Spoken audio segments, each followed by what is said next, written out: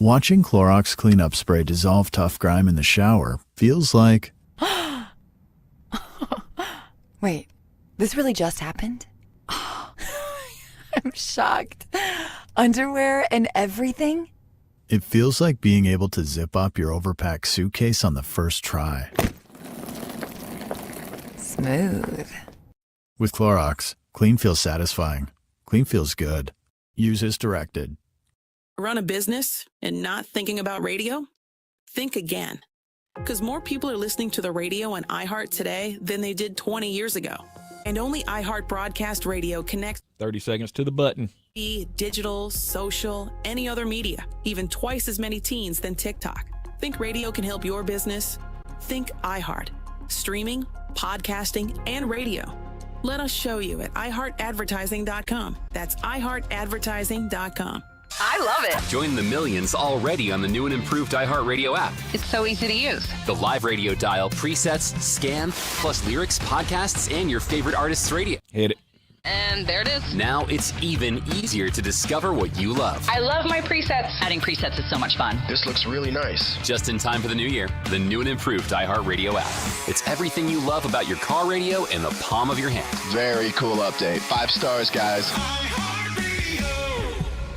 From the Ingalls Studios, this is ESPN Asheville, WPEK, W225CJ Fairview, WMXF Waynesville, and iHeart Radio Station. Live from the Ingalls Studio. I can't wait to play with myself every day. The Sportsocracy. Damn the devil to hell! Let the big dog see! Let him on the field! Come get you some of this. Fire them cannons! By golly, put more powder in those things. He couldn't take any more disappointment. Oh my God, the Jets killed him.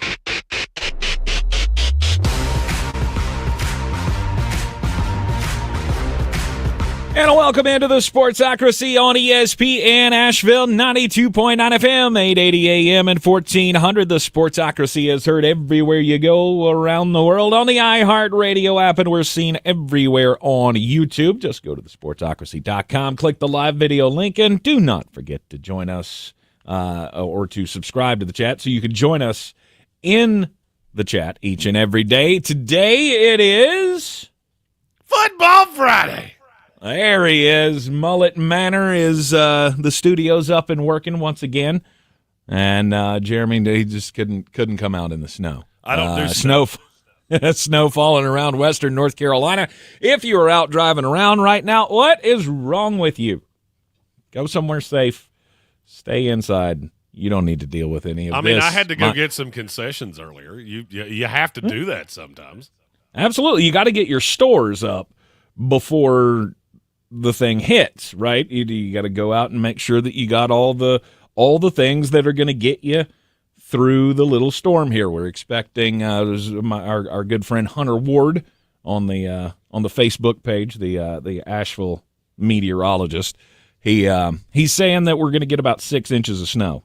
So it's going to be one that you don't want to be out driving around in. Again, get to where you need to go, hunker down, stay home. This thing's going to get worse as the evening progresses. The heavy stuff's supposed to come in around 4:30, 5 o'clock this evening. So hoping that I got enough time to get home before the heaviest parts of the snow hits. But, yeah, we're here for you as entertainment on a Football Friday because we had last night the first game of the college football playoff semifinals.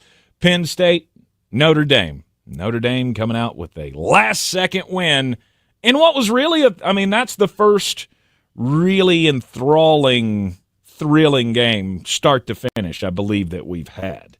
I was locked in. Jeremy, did you find yesterday's game boring? I did not.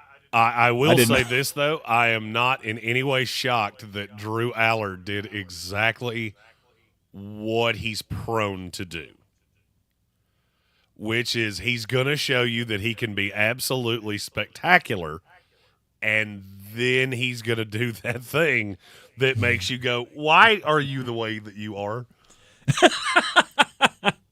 Did you see a lot of spectacular from him last night? Because I really didn't. Maybe I looked away at the wrong times. I just felt like it was it was a very pedestrian kind of a game. Other than, was, well, I mean, for him. He does that. I mean, look, that's one of the things he's the most notorious for is he has unbelievable arm talent. He will do all of the things that are just dumbfounding that any quarterback can do. And then he makes that god-awful decision, usually at the absolute worst time. And Greg McElroy, you kiss of death to him. What did he say? Oh, he said, Drew Aller, I'm going to trust him right here because he's only thrown 9 interceptions in his career. 2 plays later. Right. Didn't go well. Did not go well for him. There was a lot of talk leading into last night's game of, well, I mean, if he puts up a great performance, he may just end up going pro after this. There was never any risk of that. It was evident from the first drive of the game. Like, I don't think this is going to be that game. And without Tyler Warren last night, he could have thrown for 400 yards and 4 touchdowns. He still would not have gone pro after last night. If he had won a national championship, wouldn't that have been enough? Doesn't matter. Okay. Right. He has 3 years of tape that leads scouts like me to go, why do you do that for? You should do that less because it's infuriating. All right. Nicholas Singleton, if you didn't know, he's pretty good at football. Yeah, if he doesn't go in the first 60 picks, he will be the steal of the 2025 NFL draft. No doubt about it. 3 touchdowns yesterday for Singleton. He can do it all. I mean, coming out of the backfield as a receiver, getting the ball in space on a screen pass behind the line, finding room to run. Somehow, some way, he finds holes in offensive lines that don't exist. The kid's amazing. Well, he's also built like a Terminator, and he's insanely fast. He's also got a really good vision.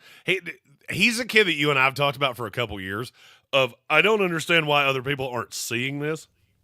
And I get it that they have Katron Allen, too, that, okay, so you've got 2 running backs. Well, they also had Miles Sanders and Saquon Barkley at the same time.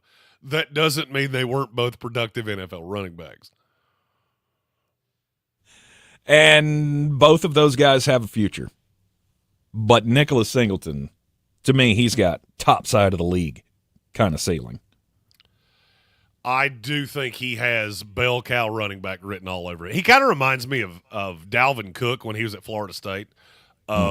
You're going to be better in the NFL than you are in college because you don't necessarily fit into this. Nick Singleton's one of those guys that gets better as time goes on because you wear down and he doesn't. And when he's got another running back, which he's basically had the whole time he's been there, you never really get the opportunity to get on track like that. In the NFL, he will. Mm-hmm. On the Penn State side, also, Pain. The what? Pain. Well, yeah, I mean, it's to be able to have a lead like that in a semifinal elimination game and then to just come up short down the stretch. I mean, it seems to be the definition of James Franklin's career. I feel like most of the big games he's ever been in, this is how it's gone. Penn State gets off to a good start. It'll either be they have a lead or, maybe they got a commanding lead. 2-score lead, I consider that to be commanding. You get the lead, and then you cannot hold it. And last night, hats off to Notre Dame for pulling off the plays to make it happen to win 27-24. Did you see the stat about James Franklin since he's been at Penn State? How many big games has he lost? His record against opponents, period. Everybody saw that he's 1-15 against top 5 opponents. It's actually worse than that. Really? He's 1-15 against top 5. He's 4-20 against top 10 opponents. 15-29 against top 25 opponents, and he's 4-17 against Michigan and Ohio State. Wow. James Franklin is the guy built like Tank that will only pick on 5'3" dudes, and it really helps if they have one arm tied behind their back. Yes. You don't get into fights with people who are bigger than you. I mean, The great Shane Gillis taught me that. I do, because first of all, I don't meet a lot of people that are bigger than me. And if you are bigger than me, typically means you're pretty slow. Oh, yeah. I look, you can beat up on the teams that you're supposed to beat, but you got to beat the good ones every now and then. Right? It's the same thing that we talk about with the Miami Dolphins all the time. You can beat bad teams, but if you're not beating the good ones, then what does that really matter? Then you end up being no better than, SMU. That's my new favorite punching bag, so I'll keep using them. William rolling Workman, off 10. I think William Workman has the ultimate point on James Franklin. He's Okay. really good at a school that doesn't expect much, like he was at Vanderbilt. But he's not really built for a school that wants to win championships, because you just – and I don't know if you noticed this, but I noticed it really quickly, which leads me into a completely another point that I want to hit on. Okay. When they talk to James Franklin – or when they talk to Marcus Freeman between the third and the fourth quarter, and when they talk to James Franklin – God, I'm going to get those two names right here eventually – it sounded different. Did you notice that? I mean, not really. What do you mean it's sounded Marcus different? Freeman is the guy that every kid wants to run through a wall for. I will absolutely give you every single thing I have because I believe in you to such a point. And James Franklin kind of sounds like that nerdy teacher we all had in high school that wants to be everybody's buddy and wants to play hacky sack out in the quad. Just because we let you play with us does not mean we don't make fun of you the minute you walk away. Doesn't mean we don't call you Nerdy Franklin when you walk away.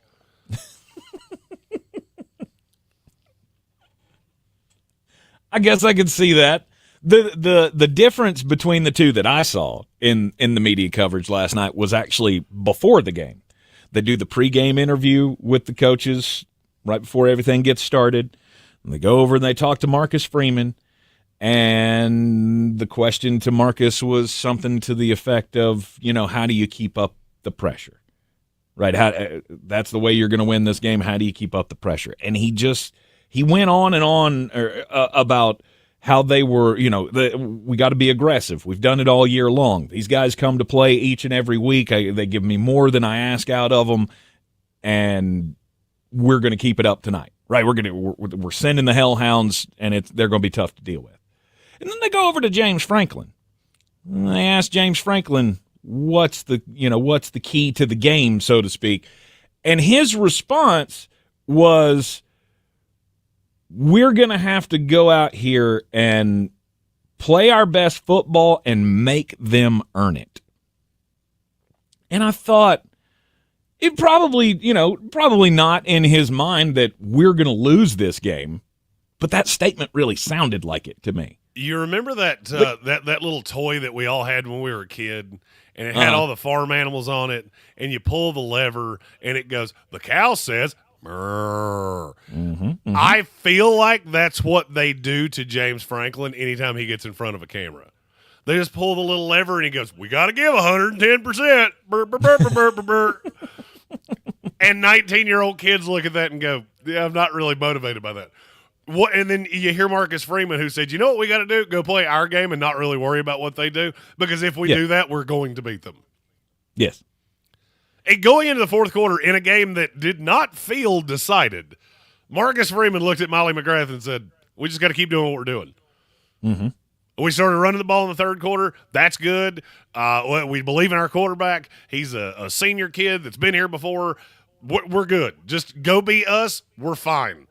I looked at Amy at that point and went, I would play on a broken leg for that guy. Mm-hmm. James Franklin, on the other hand, not so much. He's the teacher that I would go, no, he's not here. Oh, what's your name? J. Remy Graini. That's my name. He's going to send you down to Oshag Hennessy's office if you're not careful. No doubt. With A. Rod. Yeah. to me, it was just interesting to look at Marcus Freeman, whose number one message was, we're going out here to win this game and be aggressive, as opposed to James Franklin, who said, you know what, I really just want to test these guys. Tell me there's not something else underneath all of that. I mean, he's like the Ross Perot of college football head coaches. He's just right, buzzwords. like everybody says we don't belong here. Everybody says that we got the easy path. Everybody says that Notre Dame is going to beat us after they beat Georgia. And his response was, well, if they're going to beat us, then we're going to have to make them earn it. I'd rather my coach say things like Marcus Freeman that says, screw that, we're not going to lose. We're going to go out here and take this thing, rather than somebody who says, well, I mean, you know, we might win this game. I mean, if we try real hard. If we don't, they're going to know they've been played, right? They'll know they were in a football game. I have a question for you that I started pining on last night. I posted this out on our social media. If you had to choose a coach in college football right now that was not named Kirby Smart, how many would you take over Marcus Freeman? Ooh. Because Freeman's a defensive guy, just like Franklin. Mm-hmm. But it feels different. I didn't feel like Notre Dame was some plotting team. I felt like they were playing a really good defensive team. Mm-hmm. And they still had players. You know, Jeremiah Love's basically on one leg. Mitchell is just a dog. He's going to be another one, I believe, next year when we start talking about 2026 draft prospects. I don't think you're going to have to wait a real long time to hear his name. Mm-hmm. I don't think there is another one. I don't think there.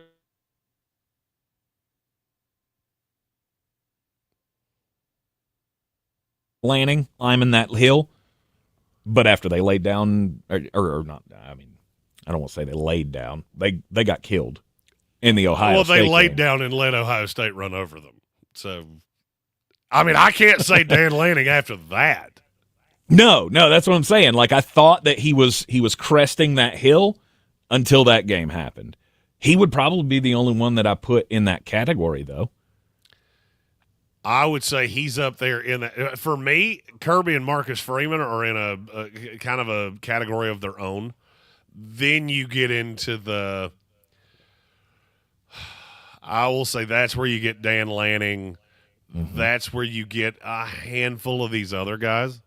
Ryan Day. But there's not a lot of them. That was the thing that really caught me. I didn't hear many names. And the ones that I did hear, I could debunk quickly. Kurt Cignetti, he's 62 years old. Mm-hmm. Marcus Freeman and I are the same age. There are others that are in that just outside of that tier or the next tier down. Steve Sarkisian is probably in that group as well. Josh Heupel, I think, has earned his way up into at least the second tier of top coaches in college football. And then what? Then it drops off a cliff after that. Because I don't feel like there's really many other guys that are in that realm. Like, do you put Shane Beamer? Shane Beamer was said several times. Kenny Lane Dillingham was said at one point. Somebody said Mike Norvell, I think solely to piss me off. Which worked. And it worked. I yelled at my screen when I saw it pop up. Bill Belichick. You don't say that name to me. We don't say Mike Norvell in these conversations. He's dead. Until he brings it back, or just forever? No, he's dead to me forever. I mean, this is probably a good time to say that I am officially, I entered the 2024 transfer portal. I'm entering the permanent transfer portal. Oh. I may come back to Florida State. I reserve my right to come back here. But after watching this playoff and just seeing, I mean, even last night, the fan bases at Notre Dame and Penn State, what I saw of Tennessee this year, what I saw of South Carolina this year, I don't know. I'm stuck with the Jets. I can't go anywhere no matter how bad I want to, and trust me, I want to. If I could physically bring myself to do it, I would do it. But I can't. I don't need a college team that makes me go, I really don't like the vast majority of you. Mm-hmm. That's kind of where I'm at. Yeah. I can't blame you for that. You get to a point where maybe enough is enough. You've been through enough sadness. You've been through enough pain. I don't know. I can just tell you it won't be Georgia because unlike that? Sammy Hagar, I can indeed drive 55.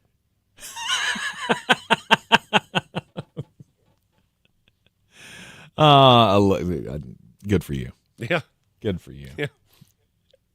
All right, so we got one half of the national championship already set. The Notre Dame Fighting Irish will play for a national championship, which could earn them how much money? They're at 20 right now. I didn't know this. Danny Cannell kind of debunked this. The numbers that I've been seeing are cumulative. They were at 14 getting to the semifinal. They are at 20 getting to the national title game. It wasn't they got an additional 20 for making it there. So that's okay. That's I've seen those numbers reported different ways. Notre Dame has they have bankrolled $20 million getting to where they are, and it would be over 30 if they were to win. And they don't have to share it with anybody. Right, and that's money that they get to keep all on their lonesome because they don't belong to a conference. Ohio State wins this thing, they're going to earn, what, a fifth or less of what Notre Dame can cash? They're at $1.1 million if they get literally because they have to share it with so many teams in the Big Ten. Right. Maybe Notre Dame was just the smartest of all the bunch after all. We all talked for years how they have to join a conference. Are we sure? Do I really need to? Because now I've ensured that I can afford to play this game. Right? Not that we were ever not going to. Right? They're Notre Dame. Of course they were going to continue to be one of the powers in college football. But the extra $20 million, $30 million if we win, it's going to make things easier for us to stay competitive. Oh, by the way, we have the second best coach in college football. And he's not going anywhere. I think things are looking up for the Fighting Irish. You're in the Sportsocracy, and this is ESPN Asheville. We'll be back on a Football Friday right after this. This is the story of the one. You're clear. Maintenance specialist for a historic high-rise knows that vintage charm historically needs constant attention. Which is why when it's time to upgrade turn-of-the-century mechanicals, they turn to It's snowing! Access to 1 million+ products and the scale to deliver when and where you need them. The right tools and supplies are never far away. So the one can keep that vintage building running like new. Call, click Grainger.com, or just stop by. Grainger, for the ones who get it done. It's a new year, and maybe it's been 6 months or more since your last dental appointment, or maybe you're just looking for the best dentist in Asheville. Well, at Asheville Smiles, Dr. Merrill and the team are dedicated to making 2025 your year to shine. Whether it is routine family care or the latest in cosmetic dentistry, they provide world-class dental care with a hometown heart. It's time to invest in your health and confidence because your smile deserves it. You can schedule your appointment today and learn more at AshevilleSmiles.com. Start the new year with a reason to smile. Again, it's AshevilleSmiles.com. Playoffs? We're talking about playoffs? You bet we are. Kevin Hart here for DraftKings Sportsbook, an official sports betting partner of the NFL playoffs. Scoring touchdowns is key to winning in the playoffs, and you can score big by betting on them at DraftKings, the #1 place to bet touchdowns. Ready to place your first bet? Try betting on something simple like a player to score 6. Go to DraftKings Sportsbook app and make your pick. New DraftKings customers can bet $5 to get $200 in bonus bets instantly. Download the DraftKings Sportsbook app and use code WPEK. That's code WPEK for new customers to get $200 in bonus bets instantly when you bet just $5. Only on DraftKings Sportsbook. The crown is yours. Gambling problem? Call 877-718-5543 or visit morethanagame.nc.gov. 21 plus, North Carolina only. Eligibility restrictions apply. Bonus bets expire 168 hours after issuance. For additional terms and responsible gaming resources, see dkng.co/audio. No two people learn the exact same way.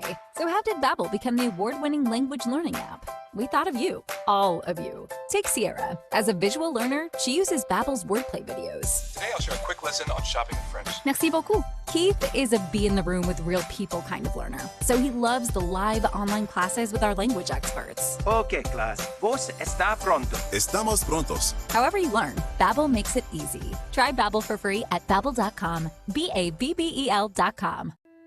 It's time to discover the convenience and time savings of contact-free pickup with Ingles Curbside.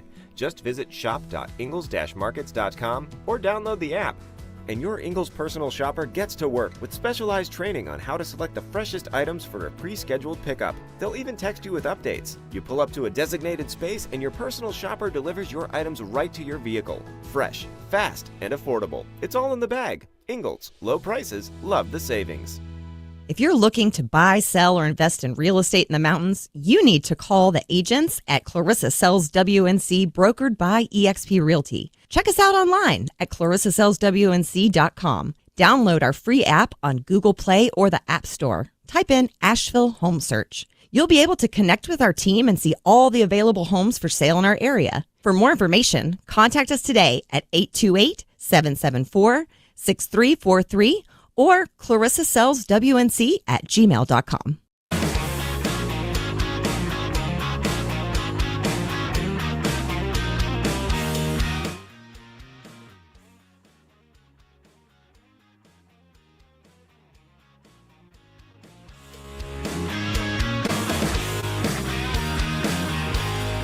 And we're back in the Sportsocracy. This is ESPN Asheville. I'm live in the Ingles studio. He's live at Mullet Manor for a football Friday. I'm Jeremy like the Green. Grinch. I'm sitting on top of my mountain with my window open, watching it snow. Yes, it is. It is coming down in West Asheville again. If you don't have to be out, don't be out on the roadways. Everybody, stay home, stay safe. Hope you went and got your milk and your bread. I have milk, I have bread, and I made 22 pounds of chili last night. So you're all good to go. It took me 7 Tupperware containers to put it up. Holy cow! We're gonna have to get you smaller pots. I know I have smaller pots. I don't know how to make chili any other way. I don't understand the proportions. Well, we're making chili today, and we're going to start with 7 pounds of ground beef. 3.5. That's where you start. That's a lot. 2 pounds of ground turkey, 2 pounds of ground sirloin, and then 1.5 pounds of hot sausage. Okay, that's a lot. That's all 9 right, pounds of meat. 9? 9. And how? Wow. 2 people. 2 people. 9 and pounds. you use 9 pounds of meat. Yes. That's quite a lot. I'm also going to flat freeze some of it so I don't have to make chili every time it snows. No, that's a great idea. You know, if you're going to cook in bulk, freeze it up so you got it for later. That's a great idea. Chili freezes nicely. Not a lot that moisture can do to a bean. I have never seen a chili recipe that starts with 9 pounds of meat. Good for you. He goes hard in the paint, folks. I do. I party hardy with both hands. It's quite a hearty mixture you have there, sir. Notre Dame moves on in the college football playoff. They will face off against the winner of tonight's game in what game? The Cotton Bowl. There you go. So Ohio State and Texas tonight in Dallas for the Cotton Bowl. They're going to make it through the snow, I guess. So some parts of Texas got a foot. Really? Yeah. Like, I mean, I guess there are mountainous parts of Texas, but that's a lot. 12 inches of snow is a lot. Especially in a place that doesn't really know what to do with snow. Right. People and look, I mean, I love the state of Texas, but watching it snow there is funny. It's kind of like getting a new puppy and you let him out to piddle in the snow and they don't know what to do with it. Mm-hmm. Just hops along like, what is this demon cold liquid that you're asking me to make urine in? As of 4 a.m. this morning, North Dallas and Fort Worth had between 1 and 3 inches. So that's not terrible. It's still going to shut down the city. But 1 and 3 inches is not bad. You get some of the parts of northern Texas, like up in the Panhandle. Yeah, apparently they got socked in with some snow. Greenville, South Carolina is fun for that too. I lived there for a handful of years. It snowed the entire time I was there. I think it snowed 3 times. Mm-hmm. And you would, honest to God, think that the zombie apocalypse had started. People would just walk outside and stare at, what is that? It's like, I mean, literally Funyuns could be raining from the sky, and you should not be that confused by it. Right. Hopefully, if it's snowing where you are, again, you are safe. Knollwood, Texas, official count 11 inches of snow. I'm trying to Google it to see exactly where that is. Knollwood? I don't know where that is. Knollwood. I do feel very sure, though, if it's snowing in Texas, somewhere there is a redneck with a flamethrower going, I can handle this in 4 minutes. Got a butane torch. Get her done. Yeehaw. Yeah. All right, Knollwood is north of Dallas, right up close to the state line. So it's almost to Oklahoma. 11 inches of snow in Texas. Thankfully, we're not going to get 11 inches here in western North Carolina. It'll be somewhere more around the, we'll go 3 to 7 range. Higher elevation is going to get more than that. So it's going to be pretty nasty evening. So don't be on the roads. Everybody stay home. We got football to keep us entertained. Well, I mean, there's only one thing about snowstorms like this. It's kind of like, marrying me. They tell you to expect 6 inches and you really get 4. So that's Mm-hmm. Well, you're in the Sportsocracy, and this is ESPN Asheville. I really wanted to know 92.9 what FM. yours. I was determined. I was getting that joke into this show at some point today. 880 AM and 1400. We'll be right back. Exergen Temporal Scanner weather forecast on ESPN. Good one. Thank you. Storm warning for snow and sleet this afternoon. Most of that snow and sleet accumulating, especially later today into tonight.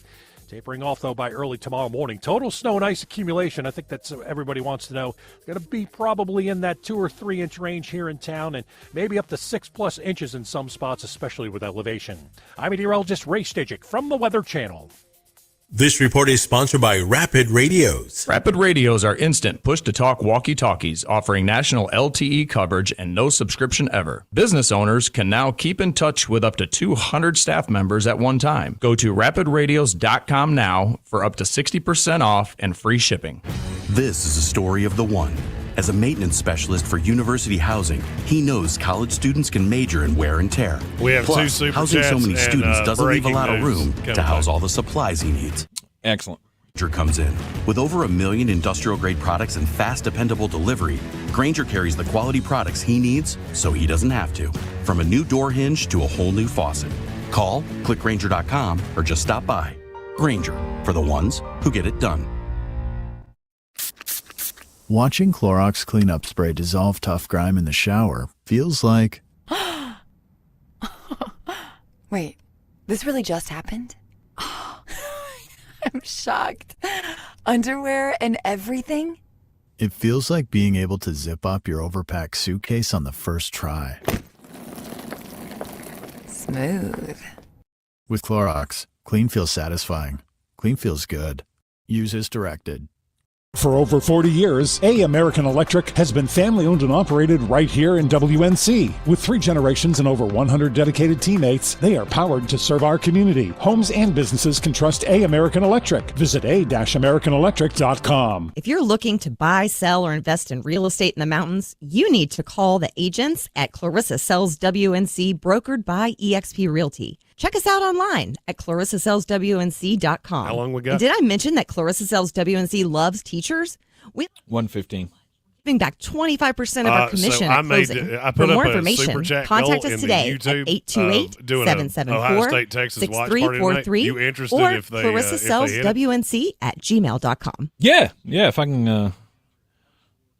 As long as I have power, I'll be good. Yeah, take your little headset, that little connector that's on my side that the audio card's plugged into, and your camera. Okay. Emergency services to all corners of the county and first responders. Like Daniel, a veteran who accompanied law enforcement and other veterans to perform search and rescue operations. Nominate your Parks Community Hero today at parkscommunityheroes.com. That's parkscommunityheroes.com. Experience the Parks Promise today at parksfordhendersonville.com. When you get tired of freezing your can at the tailgate, maybe it's time to ring in a new season. Tailgating season. Wherever you are, whatever the forecast, with good old ale, it's the perfect way to kick off game day. From Red Cup Revelry to just kicking it solo, you can't go wrong with Dale's Pale Ale, Dale's Light Lager, and Dale's Easy IPA. Honest ingredients, no BS. Drink responsibly, and we'll see you at the Tailgate. Boy, you must be outside your mind. The Sportsocracy. Just a bit outside. He tried the corner and missed. And we are back in the Sportsocracy on ESPN Asheville on a Football Friday. We do have the NFL playoffs coming up this weekend, and yes, we will get to all of the matchups here before the end of the program, give you our winners, best bets, and things to watch for all of the wild card weekend games. We had one game that has been moved. Minnesota Vikings and the Los Angeles Rams are going to be moving to Arizona, and they'll be playing on Monday night at State Farm Stadium in Glendale. Now, I am more interested in this because at least if things get out of hand in my Monday night game, then maybe I'll have something to kind of soothe that so I can watch the Rams and the Vikings when I'm upset that the Tampa Bay Buccaneers are losing once again in a primetime game. Well, I mean, there's probably a better chance of the Rams actually fulfilling their ticket allotment in Arizona than in L.A., and that has nothing to do with fires. Right. The game being moved, obviously, because of all of the wildfires in the Pacific Palisades area, the Eaton fire near Pasadena. I think I heard this morning 360,000 acres is where we're at now between all of these fires. This is also a really good time to tell Gavin Newsom, hey, you should put water in your fire hydrants. Yeah, that is a good idea. Yeah, I'm everybody else may let you off the hook for this. I'm not going to, and I'm not even a political guy. Right. Everybody traveling today to get to Arizona for the game, so hopefully no concerns about travel and everybody making it to Arizona for the Monday night game. But hey, now we get 2 Monday night games. Spreads them out a little bit more. I'm fine with it. I'm good with it. My story is about the Los Angeles Chargers, and this might be the single most Jim Harbaugh thing you will ever hear in your life. You remember early in the regular season when he had the little heart scare? Yes. Well, after that happened, it was an atrial flutter. He had to wear a heart monitor. Well, at the first team meeting, this is per The Athletic, he showed up wearing the monitor. He showed it to everyone. Then what do you think he did? Threw it in the trash. Nope. No, he wanted to prove that his heart was in good shape, so he decided to do an up-down and then got into the plank position before exclaiming, "I'm good." Then he broke into what Trey Pipkins described as Trey Pipkins described as a slam poetry session of what song? A what? Slam poetry. Slam Okay. poetry session of what famous song? Achy Breaky Heart. No, but that would have been on brand too. This is more like Dad trying to be cool with the young people. Oh, good Lord. I have no idea. Tonight's going to be a good night by the Black Eyed Peas. He literally, according to Rashawn Slater, he said he was dead keister serious and went through every single line of that song straight-faced. And according to several Charger players, that was the moment that the culture in the building changed. Huh. Who knew? The vision of Jim Harbaugh straight-faced in a pair of khakis going Black Eyed Peas, that's going to get me through this snowstorm. That's enough to do it. Yeah, it's just it's funny. Because to me, you and Jim Harbaugh are the same guy. I mean, you're a lot less, I want to run through a wall for you, and more, I want to throw you through this wall when you do annoying things. But your dorky level is very equivalent. Yes. Yeah, yeah. Well, I mean, we're, middle-aged white dads. Yes. So yes, you are. Of course, I think at this point you can't consider that middle-aged, can you? I mean, No, he's a fun dad that didn't have kids until he was 40.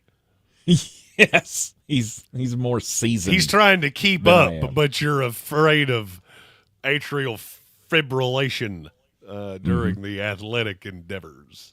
Yeah, AFib is a problem. Yes, and I like I like the fact that he wanted to prove to his team that he was good. I mean, I just don't know that you need to do slam poetry with the Black Eyed Peas. Yeah. See, I would have chosen a heart song, like something about the heart. Oh, I thought you meant the band would have Heart. been perfect. No. Yes, we just to show you how good I am, we're going to slam poetry, Barracuda. Here we go. That's 100% something you would have done. Strap in, boys. He's a magic man. Strap in, boys. I'm going to read. This is going to be a lyric reading of Witchy Woman. Witchy Woman. That was an Eagles song. I know. The Eagles actually make more sense for you than Heart. But for why? Because you're the guy that would try to find common ground by introducing the young folk to, quote, good music. Yes, no doubt. That's about what it. you would do. See, it wouldn't be Witchy Woman either. It would be Heartache Tonight. That would be the song that you have to sing. Indeed. And now I would be enjoying the freestylings of one Kendrick Lamar. Because I am still a young man. Maybe not in body, but definitely in heart. Sure thing. Good Lord. Hey, at least it worked, right? We all said there was something different about this team now that Jim Harbaugh is here, and maybe that's it. Maybe that is what all the players were talking about. I remember early in the season, I was watching an interview with who was it? It was Derwin James and somebody else from the defense. And the question was, how is this different from the leadership that you once had? Basically, they were just like, well, this guy makes us want to play hard. Like 10 seconds in the room with Jim Harbaugh, you know what he's about. You know this guy's here to win, and we're ready to go. So maybe that was the move. Great North Sports has probably the best question of the day. Better slam poet, Jim Harbaugh or Christopher Walken? It's Christopher Walken. No doubt. Yeah. See Christopher Walken doing a lyric reading of Landslide. And the landslide brought her down. Brought me down. You sounded like William Shatner. Landslide brought her down. Yeah, exactly. We got a couple of super chats we got to get to. Here we go. Money talk. right, the first one from Great North Sports. He says, Deshaun Watson hurt again. Oh, no. Anyway. Yeah, that actually is there's something to that. So if you haven't seen the report, Deshaun Watson ruptured his Achilles again. Mm-hmm. That was the setback. Mm-hmm. And I don't know if you know much about Achilles injuries, but that probably means he won't play in 2025 either. Best case scenario for the Cleveland Browns. Is there an injury out in that guaranteed contract? I think we could be pushing closer to some form of injury settlement. Of which the injury settlement you're not going to save much money on. You would just denote it that way for insurance purposes to try to recollect some of that money. But I mean, 2 Achilles tears for a guy that wasn't any good in the first place. Good luck. Yeah. Anyhow, couldn't happen to a nicer guy. We got another super chat. Here comes the money. Here we go. Money talk. Here comes the money. And this one's from Red Sea. He says 1 to 3 inches of snow shuts down the city. Come to the Northeast and see what that gets you. 1 to 3 inches. They don't even blink. No, they don't even blink for like 8 inches up there. It's just, oh, wonderful. Snow again. Everybody's going to school. Here, it ain't even snowed yet. And the schools went, you know what, just stay home. You're good.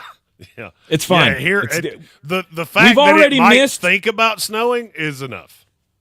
We've already been out of session for the, I don't know, 15 of the last 17 days. But go ahead, guys, just take another day off. Why don't you? Got that call last night and went, oh, shocker of shockers. There's nothing.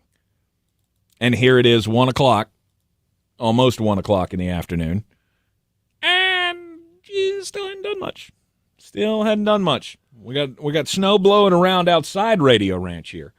There's a dusting on the, like you just barely see it laying on the ground underneath the grass. But we had to cancel school 18 hours ago. Awesome. What's happened to this area? We used to be stronger than that. I remember when I was a kid. Here we go. This will be good. Jeremy, you remember, it was the same way when you were in school. You're only, 5 years older than I am, or 5 years younger than I am? Something like that, yes. You graduated in 05, right? Yes. Yeah, so I graduated in 2000. And when we were in high school, when we were coming up in grade school and elementary school and such, that they didn't freak out like this over snow. No. I mean, look, I hate snow, just unabashedly despise it, but hey, it's fine. I'm sitting here watching the snow out the window now. I do have to I do love that you went into your grandpa rant when you forgot to plug in your computer and your camera died. Oh, did it? Yeah. So now we have Beaver Moon Tank is back on the screen. I mean, it should be right. I have a slew of fat baby tanks to put in that spot. Okay.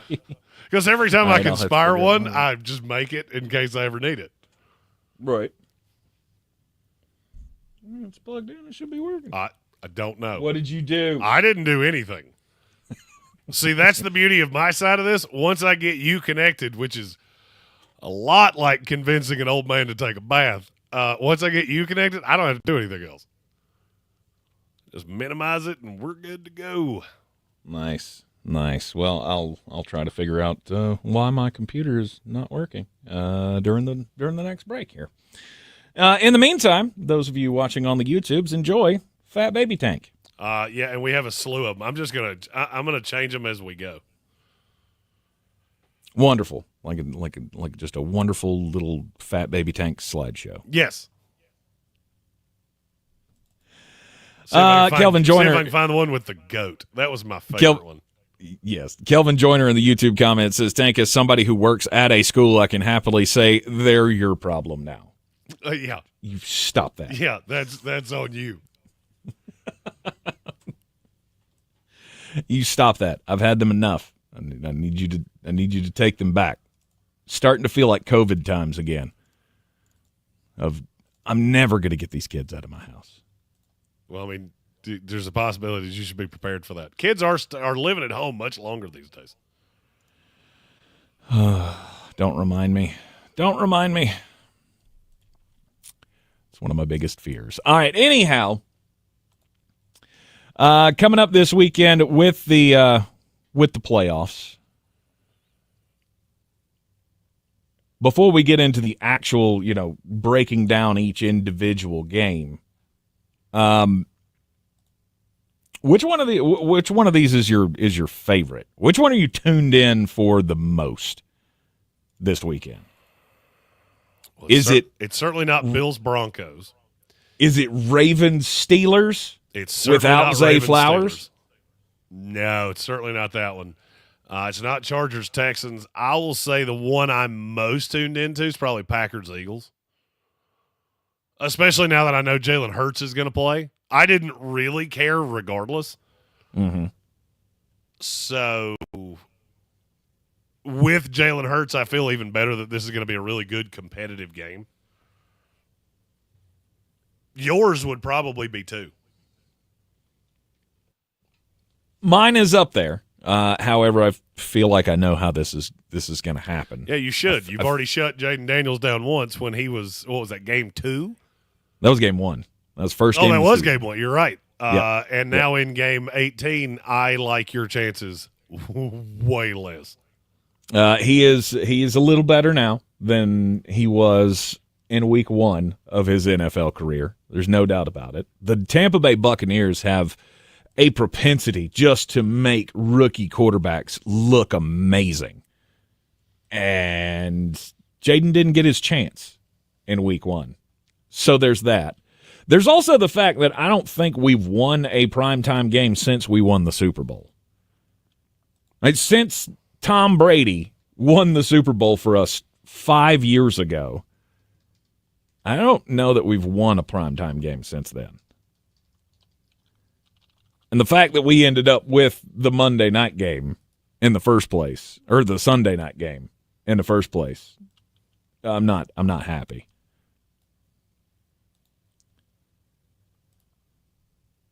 But I do believe that it'll be one of the most competitive games of the weekend.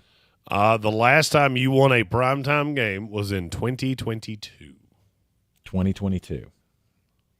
I think we're up to like 0-8. I think we're on an 8-game primetime losing streak. You beat the Cardinals on Christmas of 2022.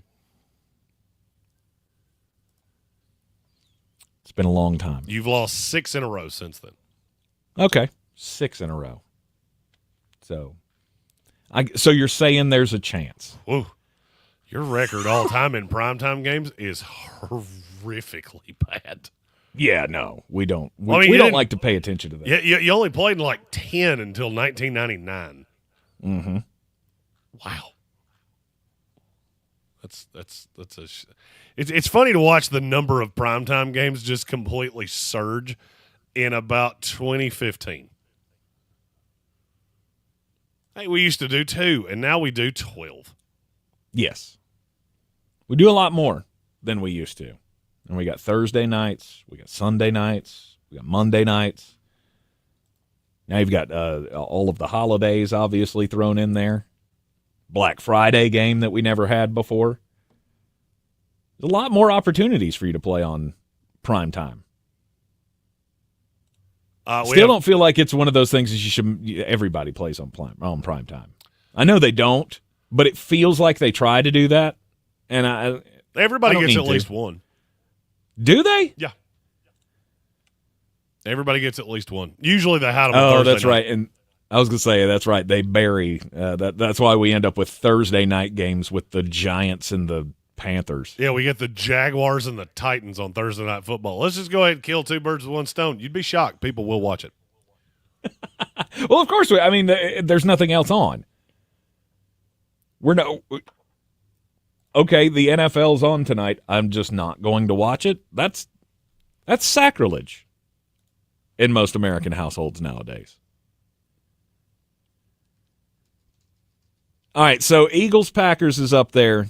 Bucks-Commanders is up there. I think the Ravens and the Steelers has to be up there, especially if the Ravens are playing shorthanded. That was going to be a good game anyway. You're way too worried about Zay Flowers, in my opinion. Mm-hmm. I mean, yeah, I don't love that he's not going to play. Does it really change much for me? No. It just takes one more opportunity away from the Baltimore Ravens, and I feel like in these division games, you need everybody, especially when the heat's turned up in the playoffs. But that's the only game that I can get down with in the AFC. Maybe I'm lying to myself for that reason, because I think the other games are going to be blowouts. Buffalo beats the Denver Broncos 75-1. I don't know how you score a single point in football, but that's how little faith. Right, that's how little faith I have in the Denver Broncos. Somehow they will score a touchdown, kick the extra point, and they'll subtract 6 points. Because they're that bad. I don't think it works that way, but I'm interested to see how it could. Right. We're all learning new things. The Chargers and the Texans, I have zero faith in the Texans. And I have a whole lot of faith in the Chargers. And while that could be and probably will be a competitive game, at least down to the fourth quarter, I feel like I know how that's going to end up. In the NFC, these games could go either way. All of them could go either way, and I will not be shocked. I'm not going to be surprised if the Rams, Commanders, and the Packers all ended up winning somehow in some weird NFL playoff version of the college football playoff where all the higher seeds lose. I would be reasonably shocked if Green Bay was able to beat Philadelphia with Jalen Hurts. The others, though, I agree with you. It wouldn't shock me. Yep. I mean, I have a lean in every one of these games, but it wouldn't shock me. Right. We'll break them all down, talk about the X factors and such when we come back from the break here on ESPN Asheville, 92.9 FM, 880 AM, and 1400. It's just not normal. The pain. We're clear. Joint pain day after day. Zoom or something. But some of you have dealt with that pain for so long, it becomes your... My whole computer went dead. Of course it did. You forgot to plug it in. Get moving again in 2025. No, it's plugged in. Kinetics. QC Kinetics is the nation's leader in regenerative medicine joint preservation. Yes, you can revitalize your joints with advanced orthobiologic treatments at QC Kinetics. No steroids, no drugs, no surgery. This is the future of medicine using an array of natural solutions. Like tens of thousands of people with pain have discovered these cellular treatments and are living life again without that constant pain in their joints. Want to learn more about how you can refresh your joints to get lasting relief with these amazing treatments? Call QC Kinetics for a free consultation. Deal with joint pain now so you can make the most of the new year. Call QC Kinetics in Asheville and Greenville. Call 828-333-9517. That's 828-333-9517. I'm at a smoothie bar asking people if they'd switch smoothies with me for $574. Oh, I'll switch. So what about $574 if you switch your home insurance to Allstate? That's a headache. Nope, it's painless. Oh, so it's easy money. Yep, check Allstate first and you could save hundreds on quality home insurance today. You're in good hands with Allstate. Not available in every state. Based on the national average annual savings for new home insurance customers surveyed in 2023 who switched to Allstate and reported savings vary. If you or a loved one have been a victim of crime, the North Carolina Department of Public Safety Office of Victim Compensation Services provides programs to help. Good deal. All right, we're back. To help you apply for benefits that you may qualify for. You're still not getting away from this fat tank baby with breaking medical news. Expenses. To learn more, visit ncdps.gov/4victims. That's ncdps.gov/4victims. As we recover as a community, it's important to help each other. Hummingbird Insurance, as always, is offering free assistance to help you navigate your health insurance options for this year. Headquartered in Asheville, Hummingbird is one of the top-rated insurance agencies in the country. Schedule a free consultation to compare plans across multiple insurance carriers. The enrollment deadline is January 15th. We make it easier than hauling water. Visit healthcaresucks.com. That's healthcaresucks.com. Welcome to the Ingalls Table, a delicious destination with recipes galore. Need to whip up a dessert, entree, side dish? No problem. The experts from the Ingalls Table take you through it step by step with expert tips and advice along the way. Find the Ingalls Table at ingalls-markets.com or swing by the store and pick up your free copy of the Ingalls Table magazine. And let's get cooking. Ingalls, low prices, love the savings. This is J.W. Whitley, General Manager at Parks Ford of Hendersonville. Our purpose, to improve lives with every interaction. Nominate your Parks Community Hero today at parkscommunityheroes.com. Like Trent and Doug, whose first instinct was to fill their trucks with supplies and drive to the hardest hit areas in those first hours. Like Eric, who hosted the football team to support their neighbors and begin the cleanup efforts. Nominate your Parks Community Hero today at parkscommunityheroes.com. That's parkscommunityheroes.com. Experience the Parks Promise today at parksfordhendersonville.com. This is your Exergen Temporal Scanner weather forecast on ESPN Asheville. Winter storm warning for snow and sleet this afternoon. Most of that snow and sleet accumulating, especially later today into tonight. Tapering off, though, by early tomorrow morning. Total snow and ice accumulation, I think that's what everybody wants to know. Going to be probably in that 2 or 3 inch range here in town, and maybe up to 6+ inches in some spots, especially with elevation. I'm meteorologist Ray Stajic from the Weather Channel. This report is sponsored by Rapid Radios. Rapid Radios are instant push-to-talk walkie-talkies offering national LTE coverage and no subscription ever. A great alternative to a mobile phone for your kids. For a limited time, go to rapidradios.com and you'll get 60% off, free UPS shipping. Add code radio and get an extra 5% off. It's just not normal. The pain. All right, got a minute. Day after day. But some of you have dealt with that pain for so long, it becomes your new normal. Short-term fixes are not working. Get moving again in 2025 with help from QC Kinetics. QC Kinetics is the nation's leader in regenerative medicine joint preservation. Yes, you can revitalize your joints with advanced orthobiologic treatments at QC Kinetics. No steroids, no drugs, no surgery. I need you to go look at the picture. This is the future of medicine using an array of natural solutions like PRP to attack the pain from arthritis. Tens of thousands of people with pain have discovered these cellular treatments and are living life again without that constant pain in their joints. Want to learn more about how you relief with these? That's a good one. Call QC Kinetics for a free consultation. So. Deal with joint pain now so you can make the most of the new year. Call QC Kinetics in Asheville and Greenville. Call 828-333-9517. That's 828-333-9517. From the Ingalls Studios, this is ESPN Asheville, WPEK, W225CJ Fairview, WMXF Waynesville, and iHeart Radio Station. Live from the Ingalls studio. I can't wait to play with myself every day. The Sportsocracy. Damn the devil to hell! Let the big dogs eat!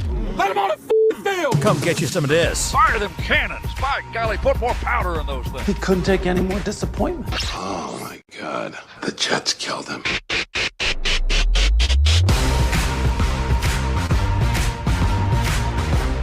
It is ESPN Asheville, 92.9 FM, 880 AM, and 1400. Sportsocracy heard everywhere you go on the iHeart Radio app. We're seen everywhere on YouTube. Just go to thesportsocracy.com, click the live video link, subscribe to the channel. And that way you can join us in the chat on Football Friday. I got to turn my mic on. I'm not used to having to do it. We got you. We heard you. Sorry, I was too busy laughing at what I just posted on our Facebook page. It was very good. That is the funniest picture I've ever seen. Because I saw it on another page, and I went, how in the... It's a horse up on a balcony, and it's stuck. And underneath it, there's a little tagline that says, bro don't belong there. And the only thing I could think of was Bo Nix.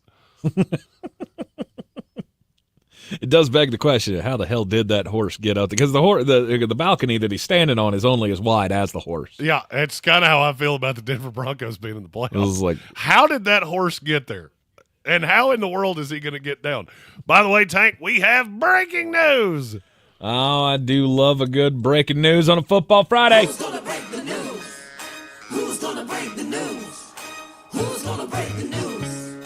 Who's going to break the news?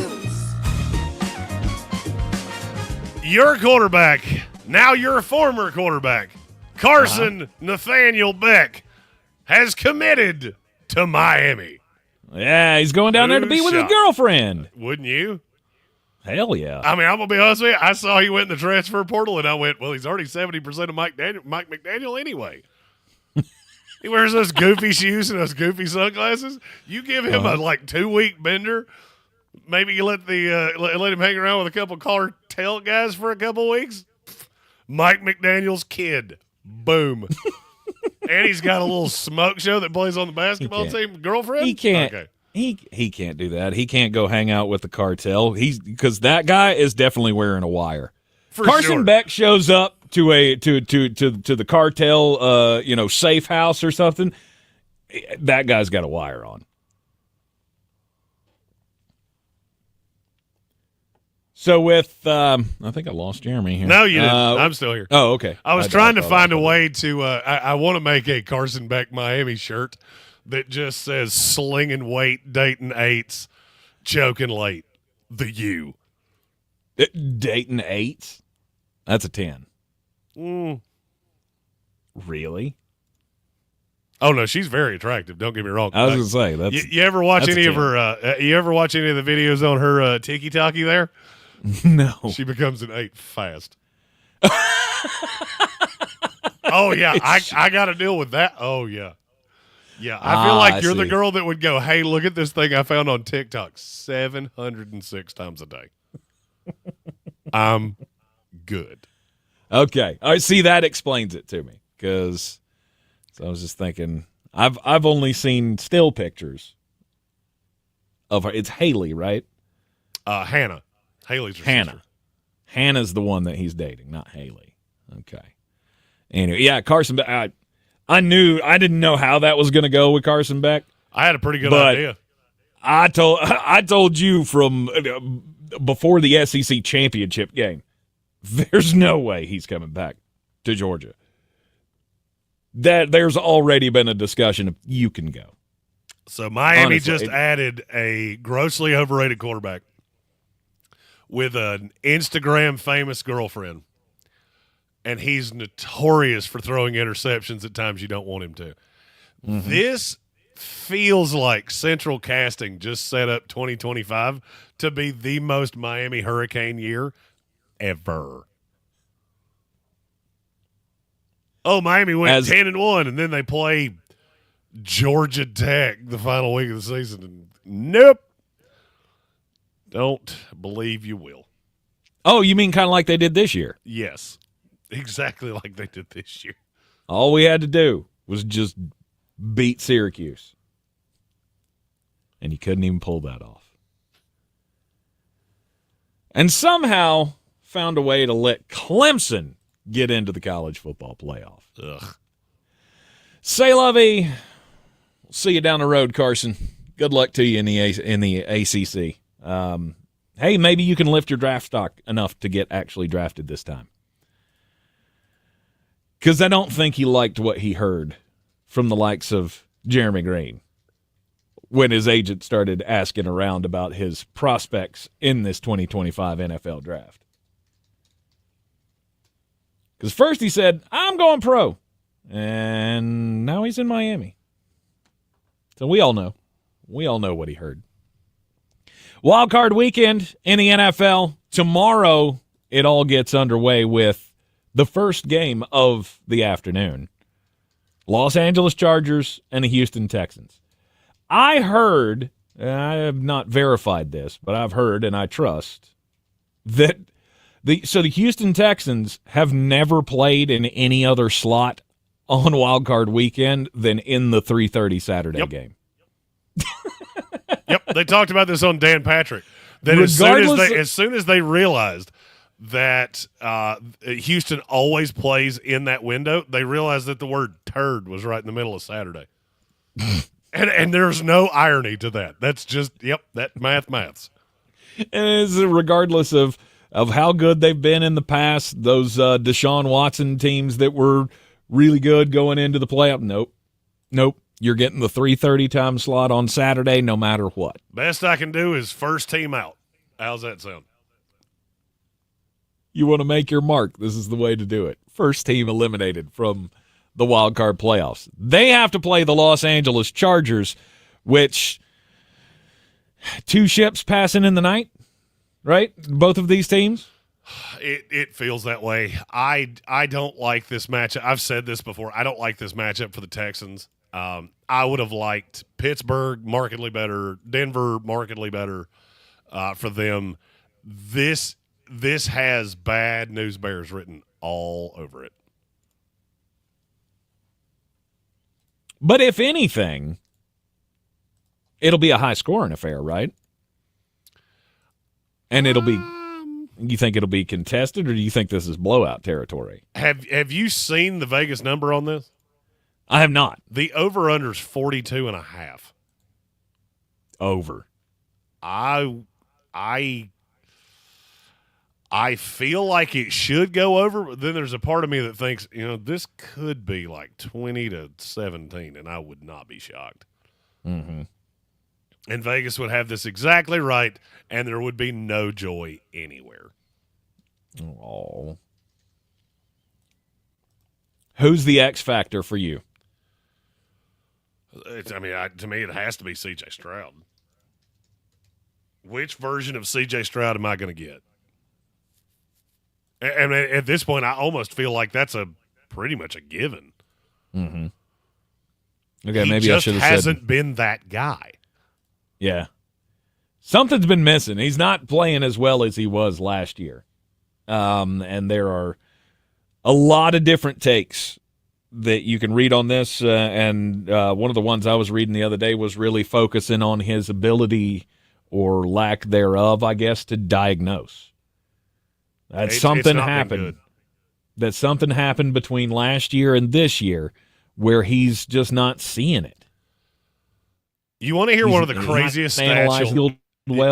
This is one of the craziest stats I think I've ever heard. In the first 6 weeks of the season, C.J. Stroud had 4 games where his QBR was over 73.1. How many times has he done it since? Once. It was once. It was in the last week of the season. He went 6 for 6, 50 yards and a touchdown against Tennessee, and then was pulled. Mm-hmm. In a game he's completed, he has not had a QBR over 64.7 since October 13th. Wow.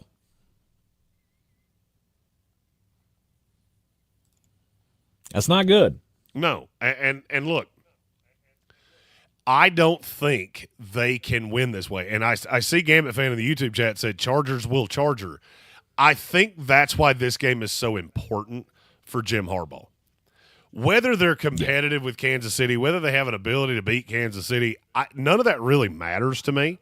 You need to win this game to get that monkey off your back. Of the Chargers are going to go into the playoffs, and the Chargers are going to charge her. You go back to that game against the Jaguars a few years ago where Trevor Lawrence threw like 18 interceptions in the first half, and they still found a way to lose. Right.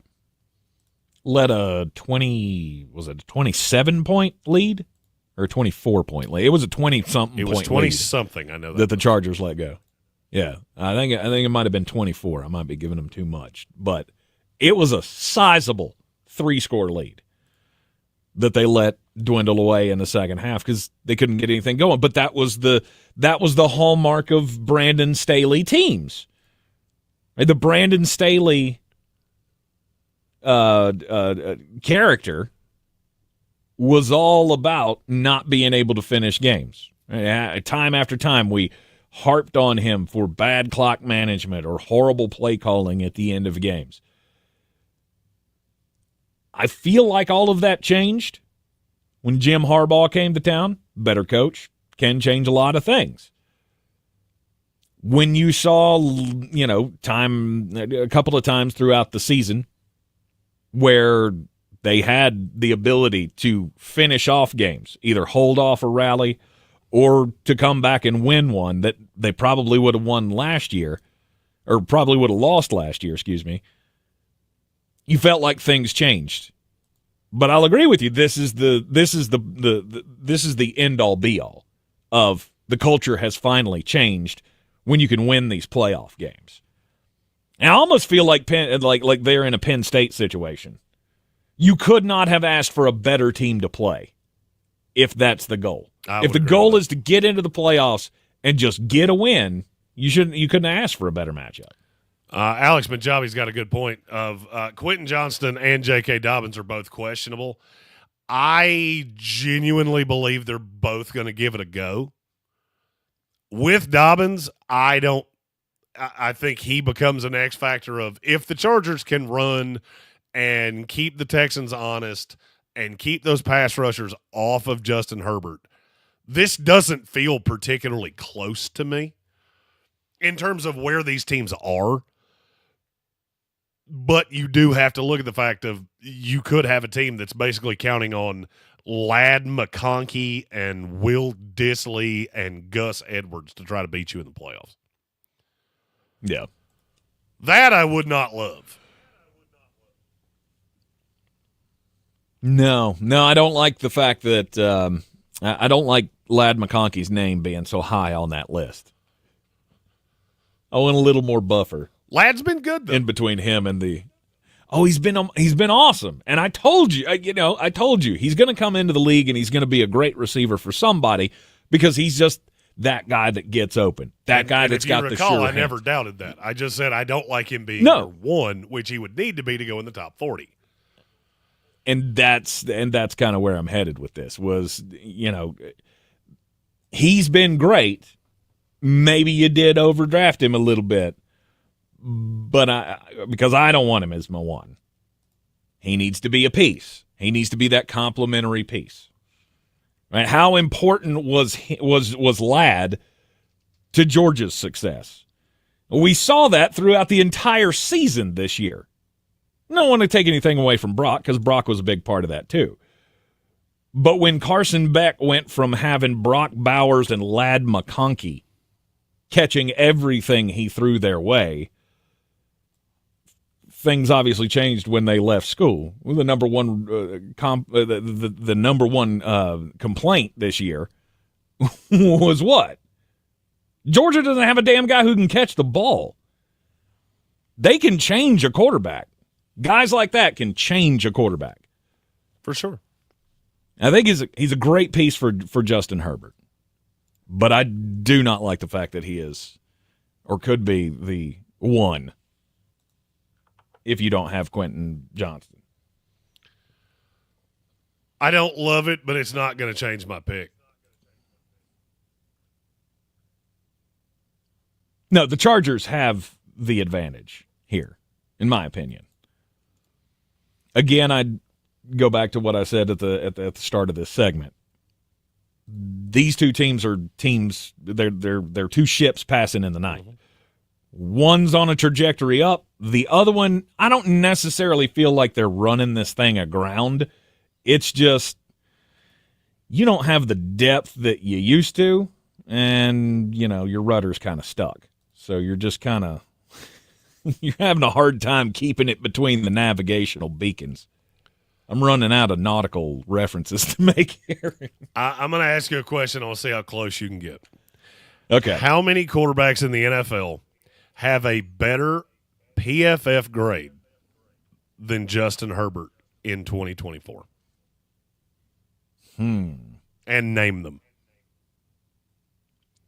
I would say Josh Allen. By 1/10 of a point. Really? Allen's a 91.8. Justin Herbert's a 91.7. Joe Burr. 93.9. Lamar. 94. Is that it? That's it. That's, He's 4. There you go. And Jaden Daniels is 2 solid points behind him. That's how good he's been. Mm-hmm. I don't see the train derailing for the Los Angeles Chargers, not just yet. Which gives me even more excitement because I got a good feeling about what's going to happen after this. The fact that I feel like they're going to be the lowest seed. And then we get to see Kansas City and Los Angeles in the next round, I'm all the way in. I think a healthy Los Angeles Charger team can compete with Kansas City and could potentially even beat them. Right you are, my friend. We have one super chat to get to before we go into the commercial break. All right. Here comes the money. Money talk. money talk. Here comes the money. From Red Sea, he said, as a Cards fan, where was this C.J. Stroud last year? That's a good question. It would have made you feel a lot better about making that trade. And you should feel pretty good about it right now. You got capital, they got a quarterback, then you've got pieces that are moving you in the right direction. Yeah. That's why I try to withhold my final call on things like this. I'm very cautious to make final calls myself. Right, like looking back on the Chicago-Carolina trade. Wow, he didn't see the complete nonsensical tomfoolery of what I just said. No, what did you say? I said I reserve my judgment until I have more information as well.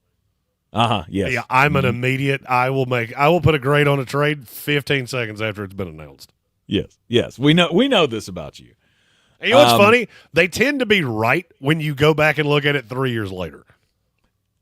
Maybe not in the moment. I look stupid for about a year, and then you come back to it and go, that actually wasn't that bad.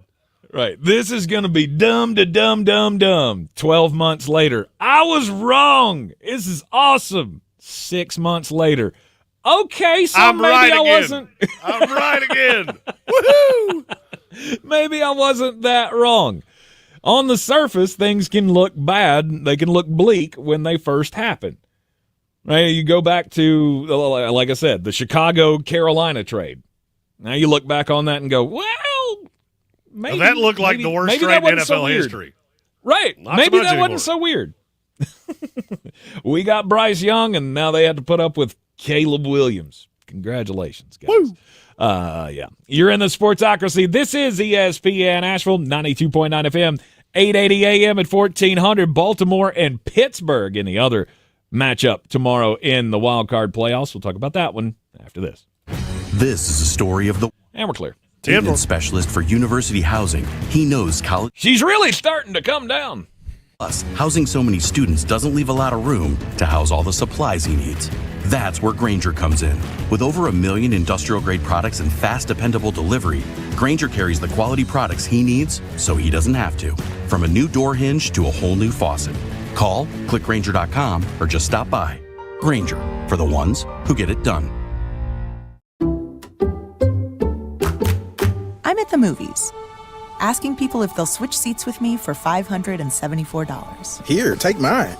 So what about $574 if you switch your home insurance to Allstate? Too much work.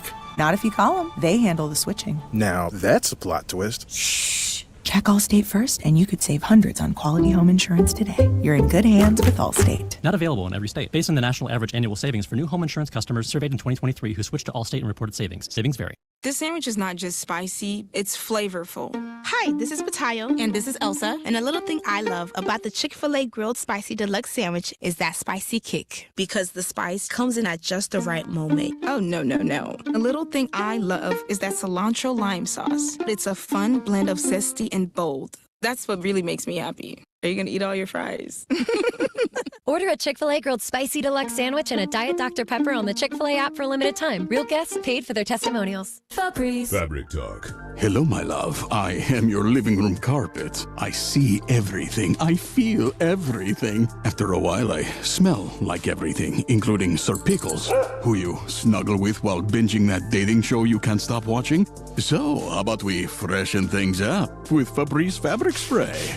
Oh, and a big spray for my pals, couch and ottoman. Ah, yes, refreshing. Breathe happy, Febreze. La la la la la. Mountain Graphics and Showtime Sports have teamed up under a new local owner to serve our community with the finest custom apparel and unique branded items at the best price. Mountain Graphics and Showtime Sports can customize whatever you, your team, or your local group may need with high-quality screen printing, embroidery, and laser engraving. Visit mtngraphicsavl.com or showtimesportsavl.com. That's mtngraphicsavl.com or showtimesportsavl.com for your local one-stop custom apparel shops. If you're looking to buy, sell, or invest in real estate in the mountains, you need to call the agents at Clarissa Sells WNC, brokered by eXp Realty. Check us out online at clarissasellswnc.com. Download our free app on Google Play or the App Store. Type in Asheville Home Search. You'll be able to connect with our team and see all the available homes for sale in our area.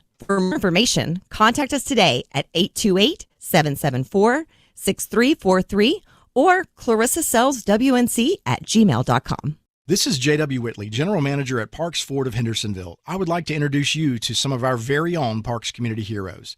Like Trent and Doug, whose first instinct was to fill their trucks with supplies and drive to the areas that were hardest hit in those first hours. Yinzers. Who helped build a bridge out of debris to rescue 7 families after the road was washed away. Nominate your Parks Community Hero today at parkscommunityheroes.com. That's parkscommunityheroes.com. Experience the Parks Promise today at parksfordhendersonville.com.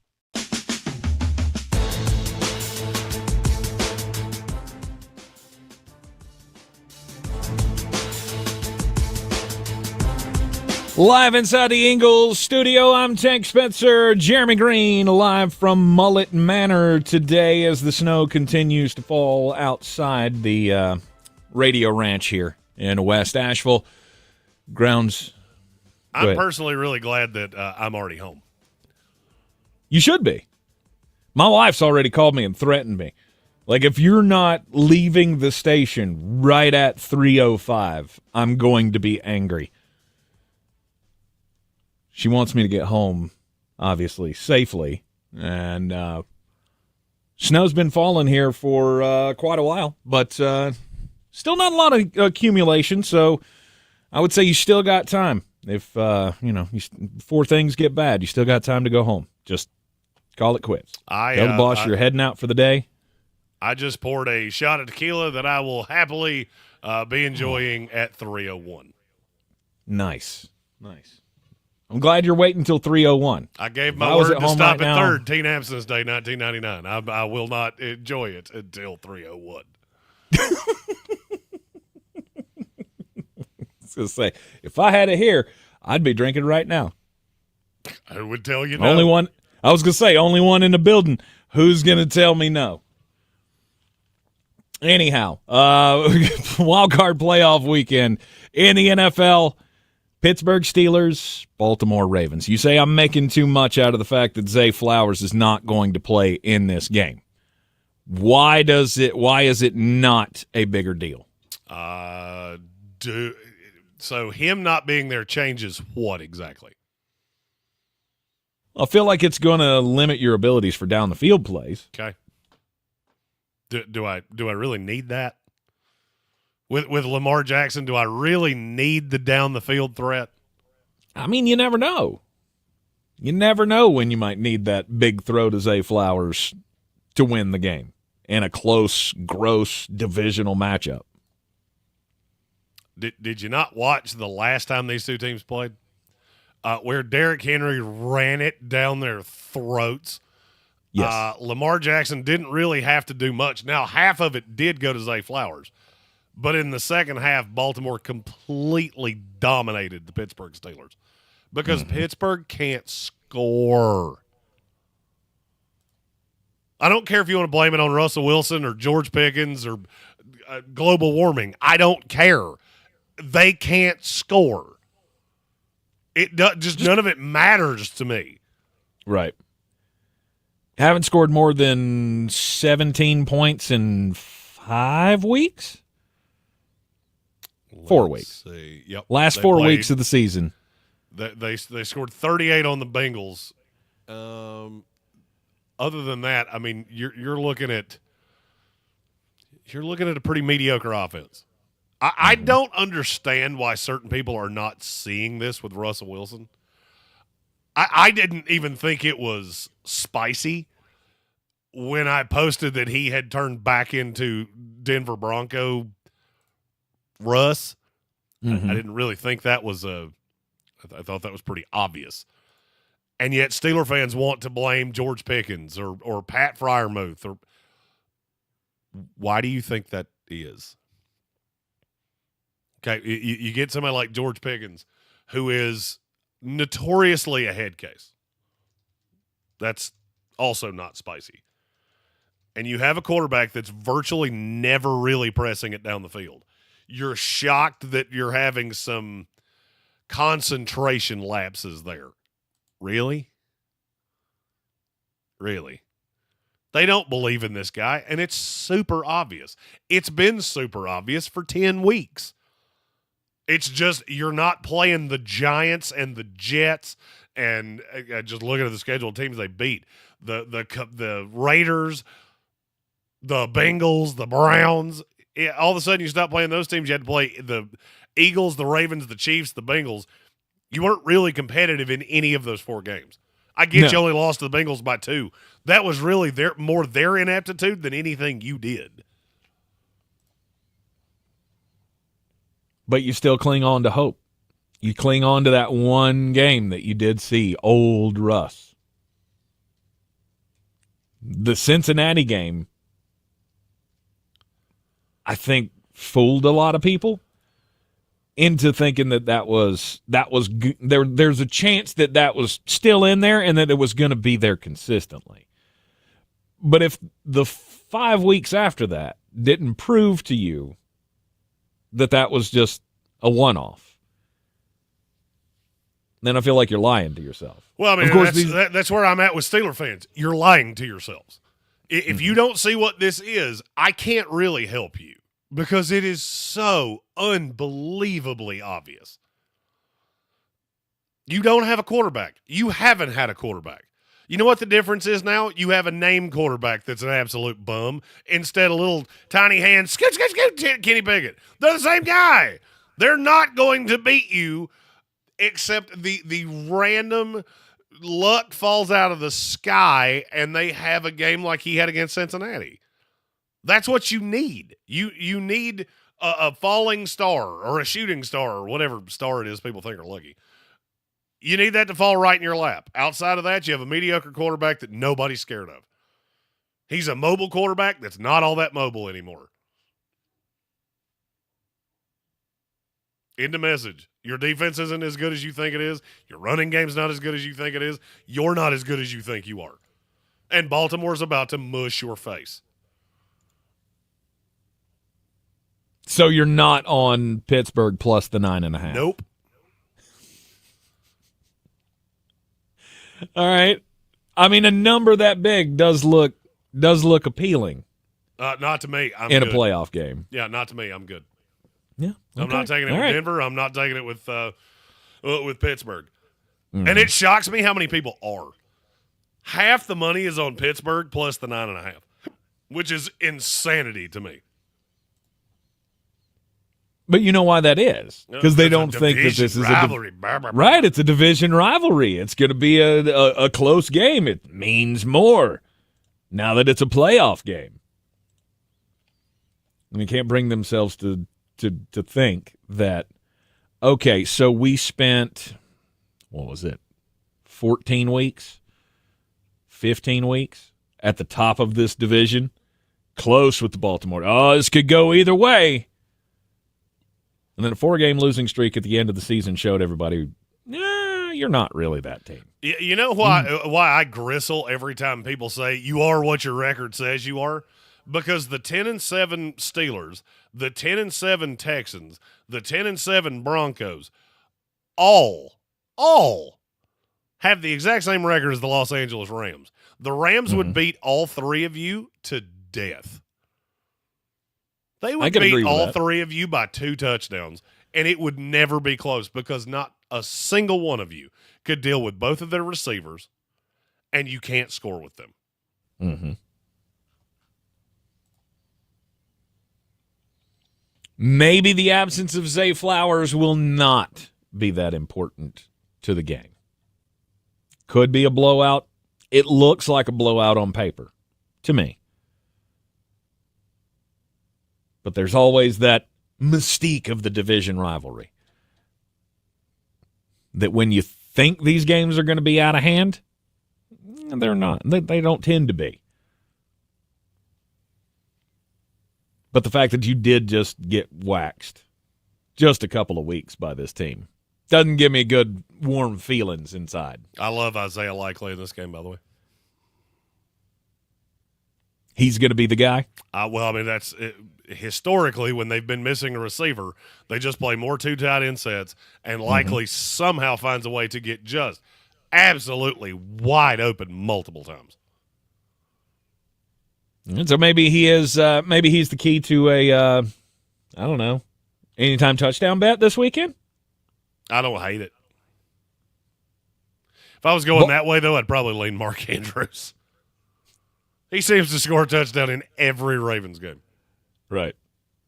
Baltimore Ravens and the Pittsburgh Steelers. That's the 8 o'clock game tomorrow night in the wild card round of the AFC playoffs. You're in the Sportsocracy, and this is ESPN Asheville.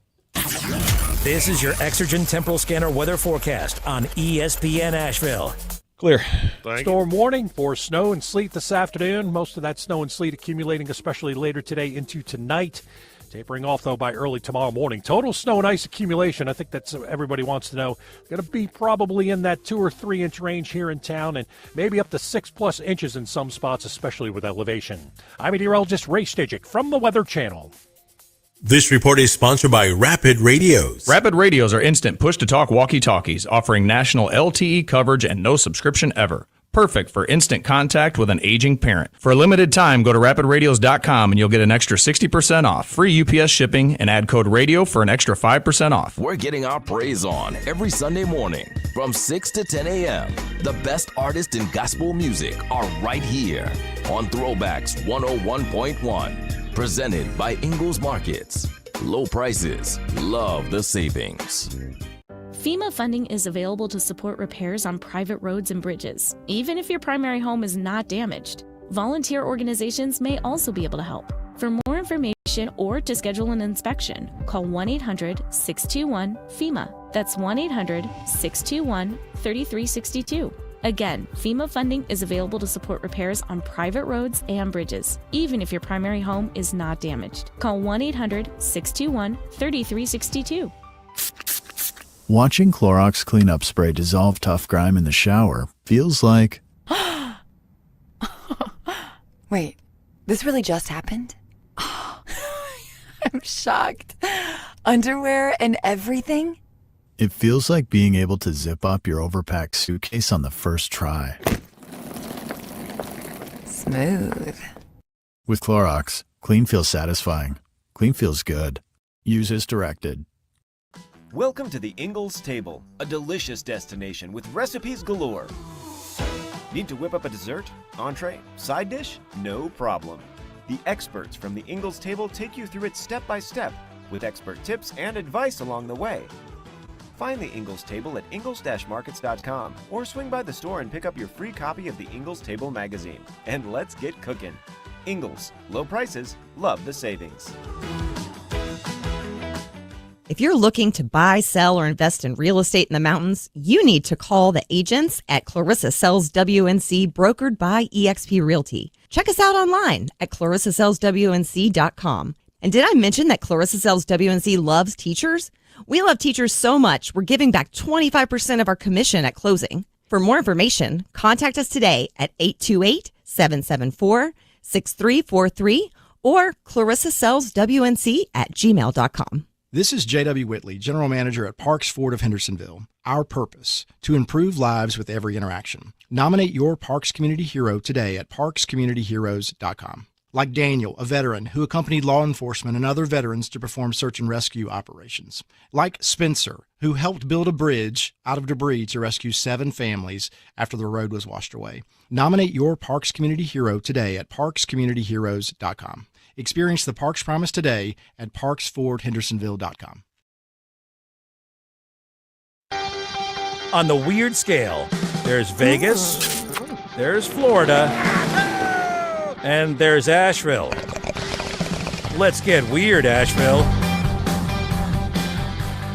And we are back on ESPN Asheville. Sportsocracy coming to you live from the Ingles studio. And Jeremy, what kind of weird story you got cooked up for us today? My story is today could be a big day in the United States because it may be the end of TikTok. Ah, yes. Today is the day that the Supreme Court will rule on the divest or ban law, which basically, if you don't know what I'm talking about, there are a lot of politicians that seem to think that TikTok is being used to illegally collect American data and exert influence. Some people even think the Chinese are using it to make us dumber. As somebody that spends not a ton, but at least a little time on TikTok, I can't tell you that you're wrong because I see some of the dumbest things in this world on TikTok. But what I didn't know is that this vote, if they uphold this law, Americans could buy it. Did you know that? Mm-mm. They don't have to ban it. They would just have to sell it to a group of American investors. And one of the ones that wants to buy it is Kevin O'Leary. Mr. Wonderful from Shark Tank. Oh, okay. I don't know why you would want to buy it, but okay. Why you would want to buy TikTok? I just don't understand how you monetize it. It panders to 17-year-olds. It doesn't really have a monetary value. I just don't see where you're going to make your money back from it. I guess that's how I would better put it. Twitter made sense to me. We don't use it a lot here, but I understood why Elon Musk would buy Twitter. I don't understand the perk of TikTok when you can just go elsewhere. Like you just go to Instagram. It does the exact same thing. Yes. When they started doing reels on Facebook, I went, wait a minute. Isn't this just TikTok? Basically. Isn't it just the same thing? Stephen Tao said the ad revenue alone. The problem with the ad revenue on TikTok is that it almost all goes to the creators. That's why so many people use it, is because you make so much money off TikTok. I guess that's part of what I'm saying is if you take the ad revenue away and the ad share with the creators, which, by the way, I don't know if any of you follow us on TikTok. If you've noticed, we haven't posted a lot lately because we've been waiting to see how this ends. You take that away, why would I use it? I'll just go to Instagram or Facebook. Anything owned by Meta, they pay nicely as well. I figured that TikTok was just a money printing machine, just like all of the other social medias. Nope. I did not know that. Over in the UK, there's a pizza chain that's having some problems with its local town. The name of the place is Woody's Pizza, and they're owned by Woody Johnson. He was over there as an ambassador of the UK. Maybe. If it is, it probably means that all of their crust is made out of cardboard. Maybe it is. This is a takeaway chain, so I don't know if it's just takeout pizza or if it's like one of those take and bake places. Like what was that place in South Asheville?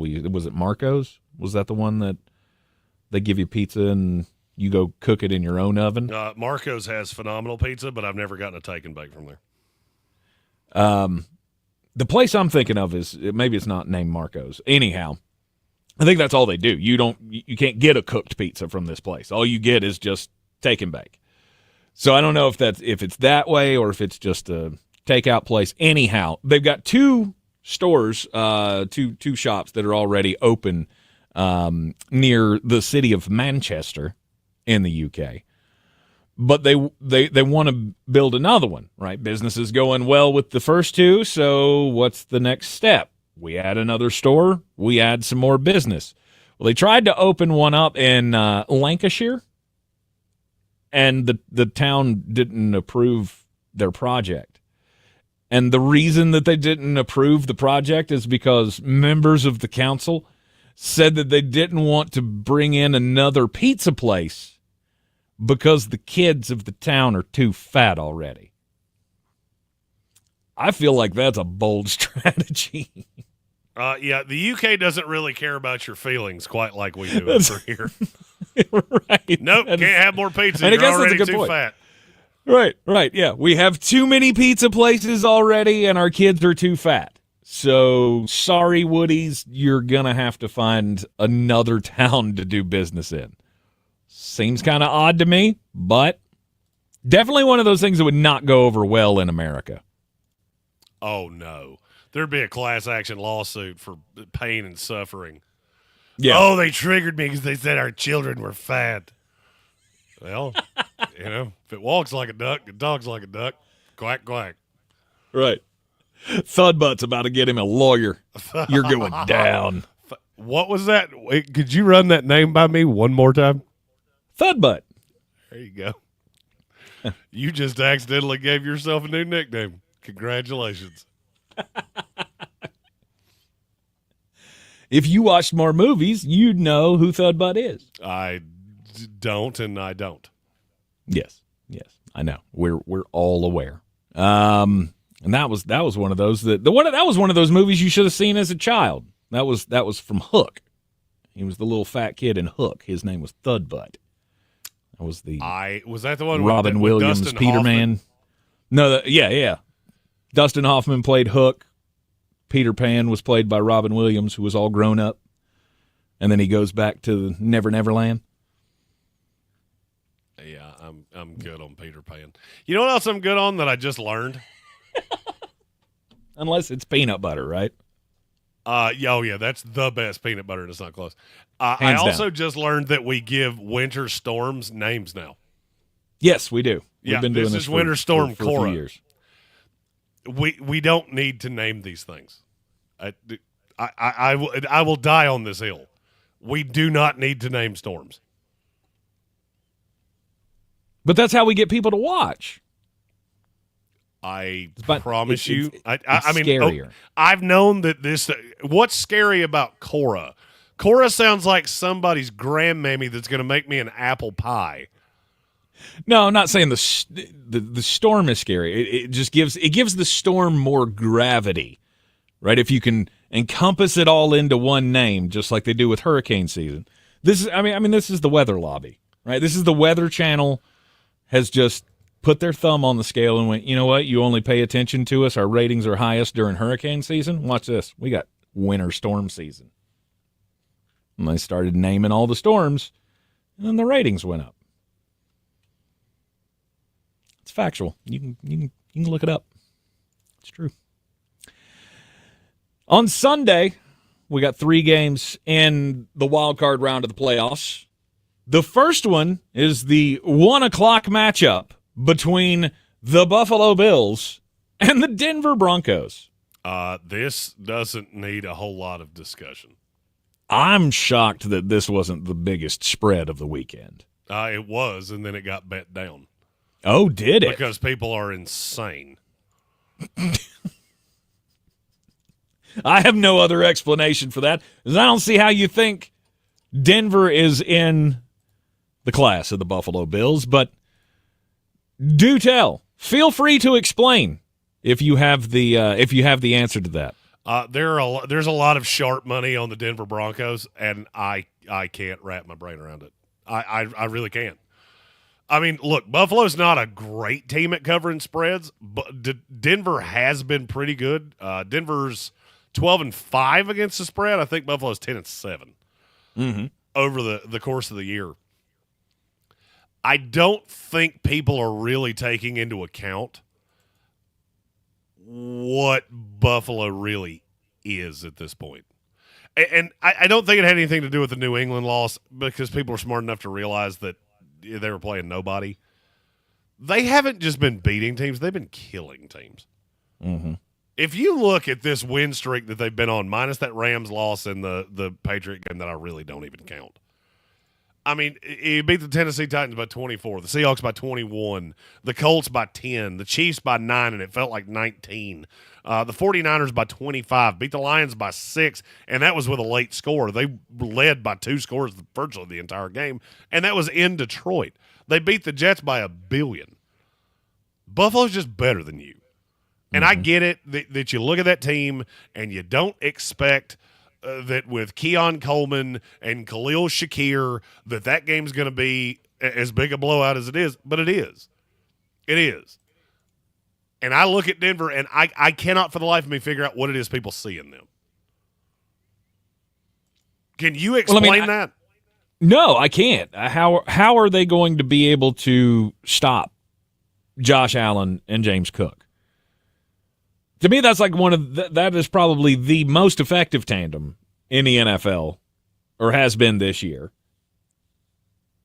And they do it in such an unconventional way between a quarterback and a running back. The Denver Broncos and the Boise State Broncos have the same mascot, the same colors, and they're exactly the same team.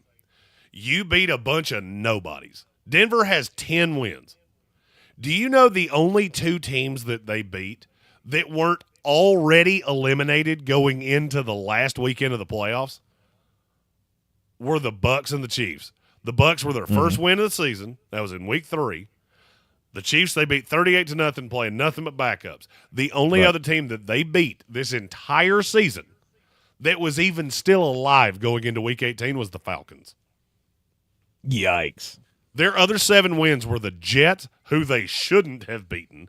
I watched the entire game, and at no point did they ever look better. The Jets just didn't have a kicker. I was going to say, had it not been for Greg Zuerlein. And it was in a monsoon. You beat the Raiders, the Saints, the Panthers, the Raiders again, the Browns, and the Colts. Get out of here. And you lost to every single team that you played that made the playoffs or was competitive for it. This is not hard to figure out. I get it. The defense is better than you thought it would be, and Bo Nix preyed on god-awful defenses. Whoop-de-doo. This is going to be a boat race. Yeah. I honest to God think the Buffalo Bills win this game 45-6. It's not a bad call. I'll take Buffalo, whatever number you want to throw on it. I don't care. Yes.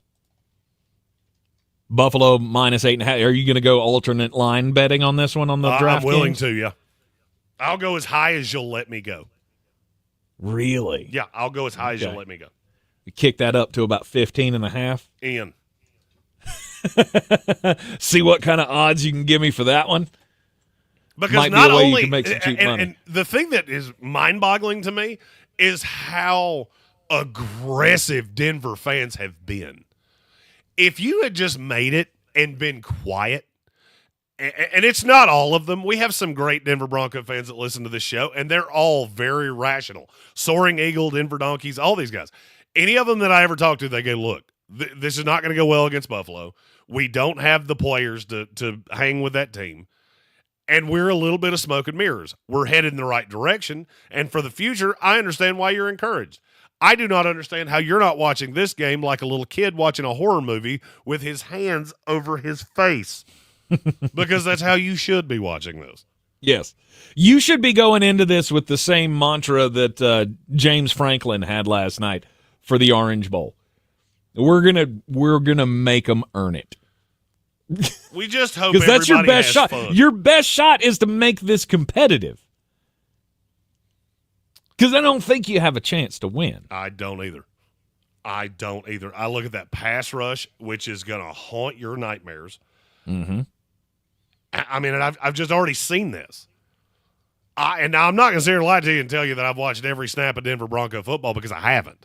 I tried in the last month of the season to give them a second chance because I had basically already made my mind up about them 3 months ago. Mm-hmm. So I thought maybe I'm missing something. Then I went back and watched the Kansas City game. Obviously, did nothing. I went and watched them I watched every snap of the Bengals. I watched every snap of the Chargers. I at no point thought they were better than either one of those teams. One of them didn't make the playoffs, and the other one is the first wild card. They were clearly better than you. Mm-hmm. I don't really know what else I need to see. No, they can. The Buffalo Bills can hit from so many different angles. It's going to be tough for Denver to keep that at bay. Stephen Tao in the YouTube comment says, yeah, but Buffalo blows it in the playoffs. Not in the first round, they don't. You're right, they do blow it in the playoffs. But go ahead, Jeremy. Not in the first round, they don't.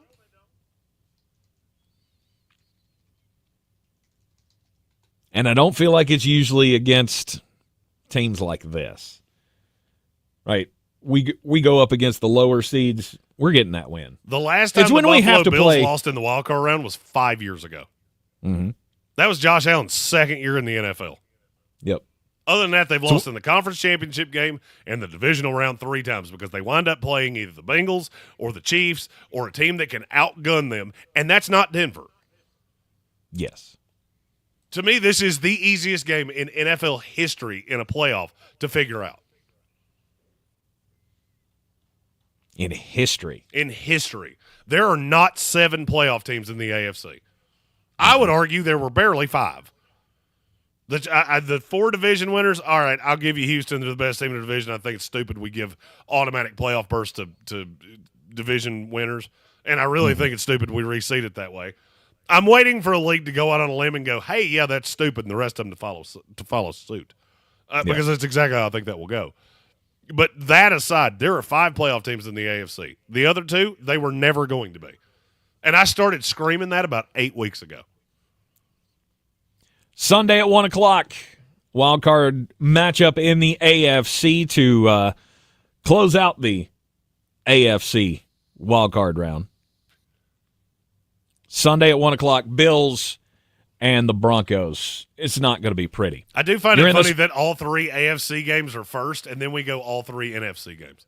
Yes, and we will talk about the NFC games coming up after the break here on ESPN Asheville, 92.9 FM, 880 AM, and 1400. After 30 years of doing knee and hip replacement, clear.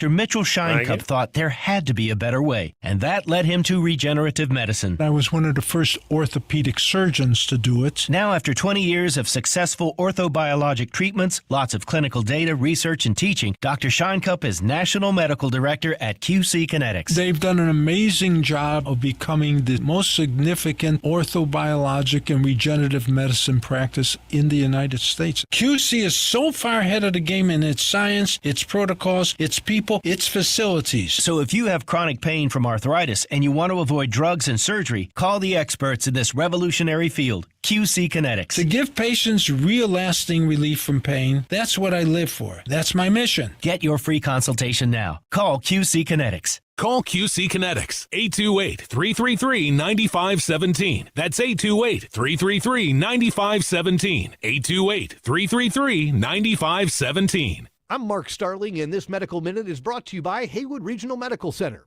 Your health means everything to you, your family, and your community.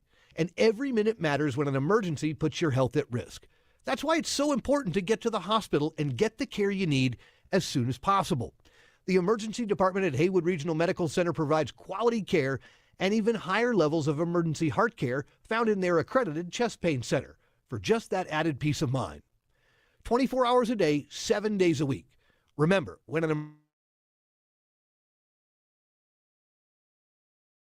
and get the care that you need now at Haywood Regional Medical Center. Continuing a long-standing tradition of excellence, Haywood Regional Medical Center offers a comprehensive array of services. For more information and to check average ER wait times, visit myhaywoodregional.com. That's myhaywoodregional.com. This has been the Medical Minute, brought to you by Haywood Regional Medical Center. Playoffs? We're talking about playoffs? You bet we are. Kevin Hart here for DraftKings Sportsbook, an official sports betting partner of the NFL playoffs. Scoring touchdowns is key to winning in the playoffs, and you can score big by betting on them at DraftKings, the #1 place to bet touchdowns. Ready to place your first bet? Try betting on something simple like a player to score 6. Go to DraftKings Sportsbook app and make your pick. New DraftKings customers can bet $5 to get $200 in bonus bets instantly. Download the DraftKings Sportsbook app and use code WPEK. That's code WPEK for new customers to get $200 in bonus bets instantly when you bet just $5. Only on DraftKings Sportsbook. The crown is yours. Gambling problem? Call 877-718-5543 or visit morethanagame.nc.gov. 21 plus, North Carolina only. Eligibility restrictions apply. Bonus bets expire 168 hours after issuance. For additional terms and responsible gaming resources, see dkng.co/audio. When you get tired of freezing your can at the tailgate, maybe it's time to ring in a new season. Tailgating season. Wherever you are, whatever the forecast, with good old Dale, it's the perfect way to kick off game day. From Red Cup Revelry to just kicking it solo, you can't go wrong with Dale's Pale Ale, Dale's Light Lager, and Dale's Easy IPA. Honest ingredients, no BS. Drink responsibly, and we'll see you at the Dale Gate. This is your Exergen Temporal Scanner weather forecast on ESPN Asheville. Winter storm warning for snow and sleet this afternoon. Most of that snow and sleet accumulating, especially later today into tonight. Tapering off, though, by early tomorrow morning. Total snow and ice accumulation, I think that's everybody wants to know. Going to be probably in that 2 or 3 inch range here in town, and maybe up to 6+ inches in some spots, especially with elevation. I'm meteorologist Ray Stidgick from the Weather Channel. This report is sponsored by Straight Talk Wireless. Don't let data limits hold you back from being the gift master in the family group chat. Switch to Straight Talk Wireless and get real unlimited data on a reliable 5G network. Straight Talk, available at Walmart or straighttalk.com. If you or a loved one have been a victim of crime, the North Carolina Department of Public Safety Office of Victim Compensation Services provides programs to help you find peace of mind. We are here to help you apply for benefits that you may qualify for to recover from hardships such as lost wages and medical expenses. To learn more, visit ncdps.gov/4victims. That's ncdps.gov/4 VICTIMS. Do better, be better every day. That's the Parks Promise. Our mission, to improve lives with every interaction. This is JW, General Manager at Parks Ford Hendersonville. Experience the Parks Promise today at parksfordhendersonville.com. That's parksfordhendersonville.com. This is a story of the one. As a maintenance specialist for university housing, he knows college students can major in wear and tear.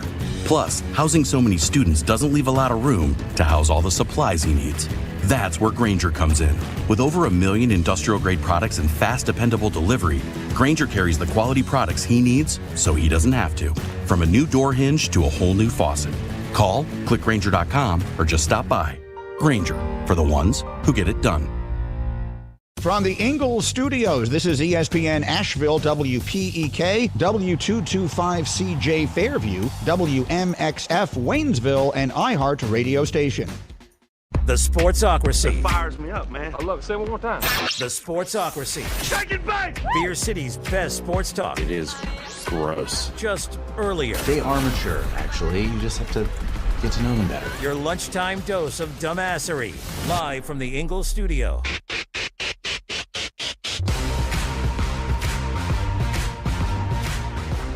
It is ESPN Asheville, 92.9 FM, 880 AM and 1400. The Sportsocracy is live. I'm in the Ingalls studio. He's at Mullet Manor. I am. You know what I love about being at Mullet Manor? A, what's that? Lack of a necessity of pants. B, full stocked fridge. So you can just go knock out a sandwich in a break. And the scenery is much better. We heard you during the break there talking to Miss Flostradamus. Did you? We did. We did. That would be hard to do because it was through a door. And damn, this might be the best mic I ever bought. I was across my house. I mean, we didn't hear everything you were saying. We did, though, appreciate the one more hour, and then we get to have fun times in the snow. Yes. That was a good one. Yeah, that was on the other side of the door. Okay, I understand how you heard that. I was really worried if you heard everything else that was said way away from that door. No, we did not. Snow continues to fall around the mountains of western North Carolina. Again, if you do not have to be out on the roadways, don't be out on the roadways. Just stay home. Get to a safe spot. And enjoy the snow as it falls down. It is accumulating. I haven't seen any really accumulating on the pavement outside Radio Ranch here.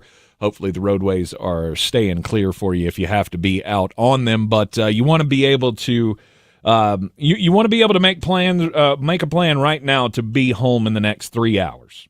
All of my driveway the models. Well covered. Is it okay? Yeah, I'm also on the north side, so. Right. All the models that I've been following throughout the day says that the heaviest stuff is going to set in this evening. So right around the time the sun's going down, it gets closer to 4:30, 5:30. That's where we're going to see the heavy stuff come down. So you don't want to be getting, stuck out on the road somewhere where you cannot make it home. So anyway, make that plan now to get home a little early. The ball should be able to, realize that you should be in a position to go home. But, some of us, or some of you, I guess, do work for Scrooges. I asked our boss. He said, in 1 hour, you can go home. You couldn't see this, but I was pointing at my own face. Yes, fair enough. Fair enough. All right, let's get into the rest of the games for Wild Card Weekend. All of the AFC games will be over when the NFC games begin. The first one's on Sunday. It's the Eagles and the Packers. It's a 4:30 start on Fox. This will be, this will be the game that you want to watch after you just sleep in through the Broncos and the Bills. Packers and the Eagles, one of two rematches from Week 1 in the NFC playoffs. The other one, the Bucs and the Commanders. But this was the Brazil game. Does that not feel like it was like 8 years ago? It does. We've had a lot happen since then. It kind of gives me a little bit of uneasy feeling about the Bucs and the Commanders facing off again, because it was what are they called? The hot dogs that we got from Ben's Chili, but the half smokes that Mark and I got that we had on the night before the storm. We camped out here at the radio station to eat the half smokes from Ben's Chili Bowl in Washington, D.C. that were sent to us from one of the guests on the morning show that I had bet on the Tampa Bay Washington game with. So it's like, it's a little too reminiscent of the things that we've been through this year to make this season seem like it has gone on for at least 3 seasons. But the Eagles and the Packers, these two teams, have they grown that much since the beginning of the season? I feel like one of them has. The other one's still kind of just okay to me. Okay, explain. I'm assuming the one that grew was Philadelphia. Philadelphia. The okay one is Green Bay. Yes. So explain that to me. What do you mean? How they're just okay? Yes. Well, they have weapons on both sides of the ball. They have a really good running game. I guess I just don't feel like the team has grown, because I don't feel your quarterback has grown all that much. Well, he's 5th in the NFL in QBR. Is he really? He's 5th in the NFL in QBR. That seems way overrated to me. It's a mathematical formula, so it's hard for that to overrate anything. There's no opinion in that for it to be overrated. I get it. He's 19th in yards, which caught me a little off guard. He's fine. He does that thing where he turns the ball over at really inopportune times. They didn't finish the season particularly hot, but you also have to realize who they lost to. They lost at the Vikings in a game that was super close. Mm-hmm. They smoked the Seahawks on, what was that, Thanksgiving night? Yes. Or no, that wasn't Thanksgiving night. That was a night game, but it wasn't Thanksgiving night. They smoked the Dolphins on Thanksgiving night. You lost to the Vikings and the Lions. That's two teams that combined are 29-5. I don't know. I guess I just look at Green Bay. You, in large part, beat the teams you were supposed to. 4 of your 6 losses came against the Vikings in Detroit. Do I think that's going to help you this week? Not really. I think Philadelphia will win this game. I think the line's about right at 5.5. I haven't looked at the balance of money. I'll take a look at that here in just a second. But, I think this will be a competitive game just like it was the first time. And if Jalen Hurts comes out and throws 2 interceptions, I would lean Green Bay. If Jordan Love comes out and throws 2 interceptions, I'll almost guarantee you that Philadelphia's going to win. Mm-hmm. turnover battle truly will matter in this game. For sure. Okay. I hear you. The thing that's kind of dumbfounding to me is that this line has gone up so much. This got all the way down to 4 in certain places, and it's swelled back to 5.5. Okay. I will tell you this, though. You got a lot of sharp money on Green Bay. I was going to say, like, to novice bettors like myself, like, moving 1.5 is that a big deal? Yes. Moving 1.5 in a playoff game is, especially when you see that the money is pretty equivalent. I mean, right now you got about a 50-50 split on money. It's about 65-35 Philadelphia over Green Bay in tickets. So number of wagers instead of amount of money. And to see that number move that much, that means that Vegas feels like they have a liability. And the liability would be on Green Bay covering. So they swell that number to give themselves a little bit more leeway. I guess I'm just a little bit shocked in that. If you were catching even money, and I'm looking at the trajectory, it's been that way the whole time. If you felt really good about Philadelphia, you would have just stuck at 4. I wouldn't be giving you more points to encourage you to bet on Green Bay. And that makes me think that Vegas is sitting back going, yeah, we have liability on Green Bay. We wanted to mitigate that, but we feel like Philadelphia's going to win this by a touchdown easily. And I think that's where I'm at. Is that I just don't see Green Bay on that level of the elite teams in the league. I don't have them on the same plane as the Detroit Lions or the Philadelphia Eagles or Buffalo. To me, they're almost there, but they're not that team. And so I feel like in an instance like this, the Philadelphia Eagles, I almost said are going to come in knowing that they can win. They're not going to come in knowing that they can win, but I feel like you can come in knowing that you're the better team over Green Bay. Do you agree? I think I'm looking at that elaborate on your point. I think I'm looking at that differently. I understand what you're saying, I believe. Mm-hmm.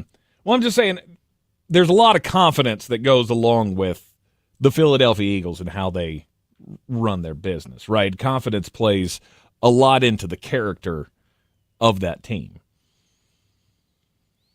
And I don't feel like there are too many times that, this team is going to go up against a lesser team and come out on the losing end when they have that confidence about them. Does that kind of clear that up? There's a lot of swagger going into this game is what I'm saying. And I think that only helps them. I guess the only thing the only caveat I would give you with Philadelphia, they played a schedule that is softer than the contents of a toddler's diaper.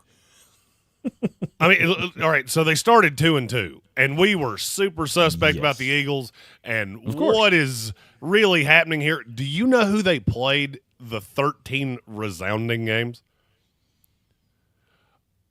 Cleveland, the Giants, the Bengals, the Jaguars, the Cowboys, the Commanders, the Rams, the Ravens, the Panthers, the Steelers, the Commanders, the Cowboys, the Giants. Mm-hmm. You hear a lot of daunting games in that because I don't. I mean, there weren't a lot. Yeah, but a couple against the Commanders, which are divisional games. You split them. It felt like that was the way that should go. Right. You beat the Ravens. You beat the Rams, who are a playoff team. Beat the Commanders. You did beat the Rams. Mm-hmm. But even with that, do you not remember that was the game where Saquon Barkley had 255 yards rushing? Yes. They couldn't stop you running the ball. Mm-hmm. The game with Baltimore was really, really close. And look, I'm not trying to denigrate Philadelphia for any of that. I don't know. I don't believe I obviously don't believe in Philadelphia as much as everybody else does. I have a huge reservation about Nick Sirianni and about Jalen Hurts. And now I'm going to take what you said about the way Philadelphia comes in here. Green Bay has nothing to lose. This is a young team that really has, and they're playing with house money. You're the third best team in your own division. You played in the best division in football, and you still managed to go 11-6. Stephen Towle, really good point that the Ravens almost beat their own single-game penalties record against the Eagles, and you still they only beat you by 5. I guess that's kind of what I'm saying, is that Philadelphia is not this juggernaut to me that everybody else seems to think they are. There's always a game that surprises us in Wild Card Weekend. I won't be stunned if it's the Eagles. I'm taking the Eagles to win. I'm taking the Eagles to cover. Mm-hmm. But I'm not going to be shocked if Jalen Hurts comes out and has a Jalen Hurts game. Yeah. Where he, just like he did in Brazil, he turned it over 2 or 3 times in Brazil. You do that again, they're probably going to beat you. Yeah, but I got to hope the other side, the other quarterback plays mistake-free football, which that never happens. Well, you've also got to remember there's a lot of pressure on Philadelphia. That fan base gets kooky-madooky fast. And I got news for you. If you don't think they'll turn on Nick Sirianni with a loss, you don't know Philadelphia that well, because they 100% will. Mm-hmm. All of the credits that you've built up over the course of this year, they'll all go out the window with a loss in this game. Agreed. That might be the best case scenario for the Philadelphia Eagles. Never know. It's probably not going to be enough to get him fired, but you never know. No, he's going to hang around. No, Sirianni's going to be one of those guys that no matter what happens, he's just going to find a way to keep surviving. Mm-hmm. Well, I mean, it's hard to when you win, 12 to 14 games every year. It's hard to look that guy in the face and go, you're not the guy. I don't disagree. I'm trying to think if there's ever been a coach that I felt this way about. That, yeah, you're winning games, but I don't really think you have a whole lot to do with it. The roster's just so good and you're so talented. Mm-hmm. I'll put it this way. If Andy Reid was the coach of this team, what would their record be? Better or worse than what it currently is? Yes. Well, I mean, it'd be hard to get too much better, but I'll go with better. I'm not sure he couldn't have gone 16-1 with this Eagles team. Just because they're so unbelievably good. Right. They don't have a weakness. The first team in the history of me doing mock drafts that I had to go up and down the roster and go, you don't have a weakness. Other than quarterback, which you're committed to. Mm-hmm. Everywhere else, they have good players and they have young players. It's just staggering how good the roster actually is. Will the Eagles be able to pour water on Jordan Love? Right, like he's been so hot at the end of the season here. They've been scoring a lot of points. Does the Eagles defense have the key to victory here? I mean, you got to be able to get home without having to blitz. If you can get home with 4, you can harass Jordan Love. And I think Philadelphia can. You're in the Sportsocracy, and this is ESPN Asheville. Eagles and the Packers. That is your midday game or your pre-evening game, 4:30 on Sunday in the Wild Card Weekend. This is the Sportsocracy, and this is ESPN Asheville. Back on a Football Friday after this. About radio? Think again. Because more people are listening to the radio on iHeart today than they did 20. Clear. And only iHeart Broadcast Radio connects with more Americans than TV, digital, social, any other media. Even twice as many teens than TikTok. Think radio can help your business? Think iHeart. Streaming, podcasting, and radio. Let us show you at iHeartAdvertising.com. That's iHeartAdvertising.com. This is a story of the one. As a maintenance specialist for university housing, he knows college students can major in wear and tear. Plus, housing so many students doesn't leave a lot of room to house all the supplies he needs. That's where Grainger comes in. With over 1 million industrial-grade products and fast, dependable delivery, Grainger carries the quality products he needs so he doesn't have to. From a new door hinge to a whole new faucet, Call, click Grainger.com, or just stop by. Grainger, for the ones who get it done. Watching Clorox cleanup spray dissolve tough grime in the shower feels like... Wait, this really just happened? I'm shocked. Underwear and everything? It feels like being able to zip up your overpacked suitcase on the first try. Smooth. With Clorox, clean feels satisfying. Clean feels good. Use as directed. Everyone felt the impact of Hurricane Helene. At Crossville Studios, they're helping to rebuild what was lost. Right now, get deeply discounted flooring starting at just 79 cents per square foot. From porcelain and hardwood to vinyl, Crossville Studios' wide selection means something for every home and budget. And their friendly team is happy to assist you in the process while you restore your home. Visit Crossville Studios in Asheville at 15 Design Avenue in Fletcher to see how they can help.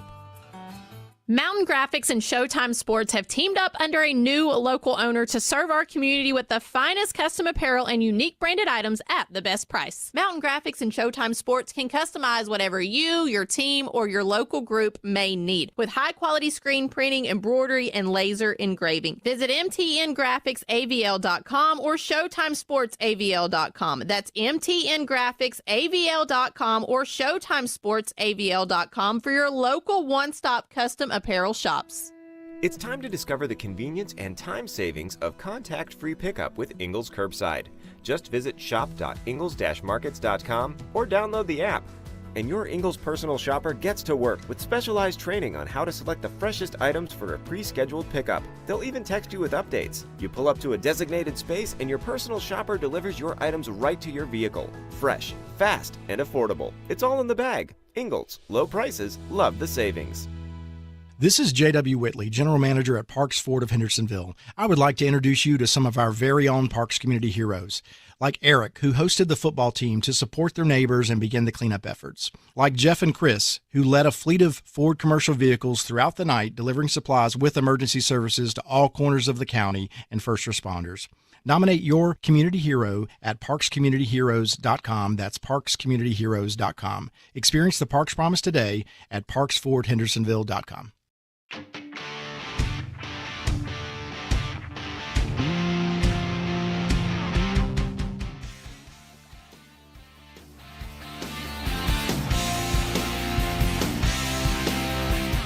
It is ESPN Asheville, the Sportsocracy, live on a Football Friday. Yeah, well, you were eating during the break, weren't you?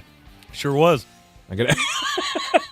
I know that sound when I can almost hear him swallow when he's off the mic when he does that. I am live in the Ingles studio. Jeremy live at Mullet Manor today as we celebrate the beginning of the NFL playoffs. It all starts tomorrow, 2 AFC games, Texans and the Chargers, and then we got the Ravens and the Steelers. Sunday's games start with the Bills and the Broncos, then the Packers and the Eagles, and then at 8 o'clock on a primetime game, it's the Tampa Bay Buccaneers against Jaden Daniels and the Washington Commanders.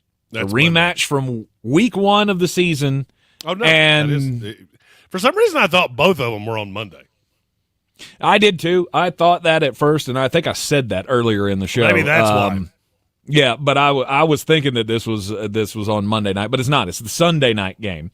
Monday night game between the Rams and who are they playing? I didn't forgot now. The Minnesota. I've forgotten that like 6 times already. Just throwing the Vikings completely out of the playoffs here. Not intentional on my part. But the Rams and the Vikings, that game on Monday night has moved locations, but didn't mess with any of the times of the games. 8 o'clock Peacock game, Bucs and the Commanders. How much different are the Commanders now than they were the first week of the season when they opened up with a 17-point loss to the Tampa Bay Buccaneers, Jeremy? Oh, I mean, they're very this is a very different football team. You have a quarterback that's playing with a lot of confidence, and he really didn't in that first week game. I mean, you saw the potential there, but I mean, he had a 35.8 QBR in that game. He's only been lower than that 3 times since, and one of them was a game he played 2 drives in. Right. The growth has been great to see over the course of the season. It didn't take but 2 weeks, if that, to know that Washington did not screw this up by taking Jaden Daniels, and they've got a lot to be proud of. They're one of the most scoring offenses, or the highest scoring offenses. The highest score. There you go. They're one of the highest scoring offenses in the league. The Bucs are as well. Both of them in the top 5 of the league. And against each other, the chances of scoring a boatload of points is massive. If you're playing in our battle for the belt, second chance opportunity to take down Flostradamus, which is what I've now dubbed it for today. That name will change tomorrow. Mm-hmm. If you don't have at least 4 people in this game, you're doing it wrong. You want Jaden Daniels. I don't really care which quarterback. I like them both. Mm-hmm. The thing that would scare the bejeebers out of me if I was a Buccaneers fan is that you don't get pass rush consistently.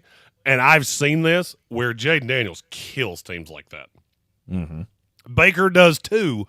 I just like their chances of getting pressure on Baker better than you getting pressure on him. I mean, I feel like our offensive line has played pretty well down the stretch of the season here. But you don't. I mean, considering the talent level, there's not. They weren't a great offensive line to begin with. Baker has to create a lot of plays because there is pressure. And that is where you get into, tank covers his eyes territory. I feel like I spend most of my time watching the Tampa Bay Buccaneers offense through my fingers. Because I never know really when it's going to happen. But I do know that moment's coming where I'm going to have to throw something at the television. For Baker sailing a throw or throwing it in the dirt on a play that he should complete or, dropping the ball. I get that not many of them have gone to the other team. But nobody fumbles like Baker Mayfield does. I believe he's up to 15 fumbles on the year. That and I think sounds right. I think he's only lost like 3 or 4 of them. But it's moments like that put the Bucs in continuous situations throughout the season that they found themselves in, of having to try to figure out how in the last, we'll say 8.5 to 9 minutes of a ball game, how am I going to erase this deficit? Right? Or how am I going to put this game away? Because you spend so much time during the game ruining drives with dropping the ball and wasting it down. Or, horrible throw after horrible throw leading to 3 and outs or 5 and outs or whatever. But somehow, some way, they still end up scoring the points. And it's only going to take a subpar game from an already iffy Washington Commanders defense to give me a lot more hope in this one. I like having Lattimore on Evans, obviously. Of course. So you were talking about Baker's fumbles. He has 9 and has lost 1. That's it? Yep. That can't be right. That's okay. I'm looking at it right now. Right. Okay. I'll tell you another fun stat about Baker Mayfield. That. He and Josh Allen came into the league the same year, 2018. Mm-hmm. Josh Allen has markedly more rushing attempts than Baker Mayfield. Josh Allen's fumbled it 35 times in his career. He's lost 14 of them. Baker Mayfield's fumbled it 27 times. He's lost 4. Jesus. That is called lucky bounce of the ball. I'm going to ask you a question. I'm really curious how close you can come on this. Okay. What percentage of the tickets do you think are on Washington and what percentage are on Tampa Bay? I will say there's 65-35 on the Bucs. You were right until you got to which team? Oh. It's 68-32 on Washington. Now, what percentage of the money is on each team? I'll say it's 75-25 Washington. It's 90-10. Really? All the sharp money's on Washington. And I tend to agree. I saw Patrick Holt say that this will be the game of the week. I don't agree with you because I think Washington is going to frog stomp the Tampa Bay Buccaneers. Really? I don't like your matchup in this in any way. Jaden Daniels kills teams that can't get pressure. You are most susceptible to pressure up the middle, which is what they do better than from the outside. You got Lattimore on Evans, and I'm afraid you're going to get behind, and that's where you tend to see bad Baker. I love Washington in this game, and I think they are going to smoke you like a deli meat. Wow. I think they're going to show just how bad the NFC South actually was. Because I don't think people understand that. I don't think people get how bad that division actually was. And then you look at a Tampa Bay team that won 4 of their 10 games were inside the division. You had 3 really good wins against the Lions, against the Eagles, and against the Commanders. The Commanders those were all 4 in the first 4 weeks of the season. Yes. I wouldn't take you against any of them right now, and I think all 3 of them kill you. Interesting. I don't agree with you. Do you know who their best win is since they beat the Eagles? Statistically? Well, it's got to be the Chargers. It's the Chargers. Who's 2? We beat the holy hell out of the Chargers. You did. After the Chargers, probably the Panther game. It's the Carolina Panthers. Yeah. That's your second best win on the schedule. You played any team that was even competent since then, and they beat you. The Chargers game is a total blip. You lost to the 49ers, you lost to the Chiefs, you lost to the Falcons, you lost to the Ravens. Yeah, you lost to the Falcons twice. You lost to the Broncos, and the Broncos absolutely wrecked your soul. Yep.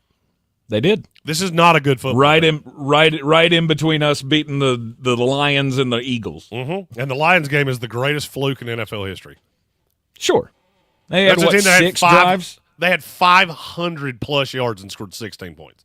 They had 6 drives end in the red zone. 6 of them. You can't expect that to happen again. Nope. I love Washington in this game. It's probably of all the games, this is the one I'm the most confident of. Interesting. Wow. Okay. All right. Well, I hope to God you're wrong. No, you don't. No, you don't, because there's a great possibility that if I'm not wrong, you get to play Philadelphia next week. And, yeah, they've heard that, well, Tampa Bay beat the smoke off you. Yeah, they'll beat you by 55 points. We did. To prove a point. We did beat the smoke off of them. And it was a long time ago. I get it. When you're in the playoffs, you know, you got to take that whole second season thing, right? This is everything's off the table. Nothing that happened in the regular season matters. And that's where a team like Tampa has to be. And it's also a place where Dan Quinn, head coach of the Washington Commanders, is really excited to see this game on Sunday night. Because you don't normally get to have these benchmark games, right? We faced these guys in week 1 when we didn't really know what we had. Now We've gone through an entire season. We've outlasted everybody's expectations, or outperformed everybody's expectations. And now we get a chance to see how much we've grown over the season. This is going to be a big litmus test for Dan Quinn and for Jaden Daniels. I feel like there's a lot on the line here for this game. It'll be the first true test of how do you handle big moments. Because he hadn't had that yet with Jaden. I mean, there was the Philadelphia game. Right, that great, was it 35-32 or something? It was that game that we had like 3 or 4 weeks ago. It was 36-33. Yeah, 36-33. That was a big moment. Huge moment. We came against Kenny Pickett. The only thing I will caution you of, do you know how many teams since week 3? So they started the season, Jaden had 2 pretty clunky games to start.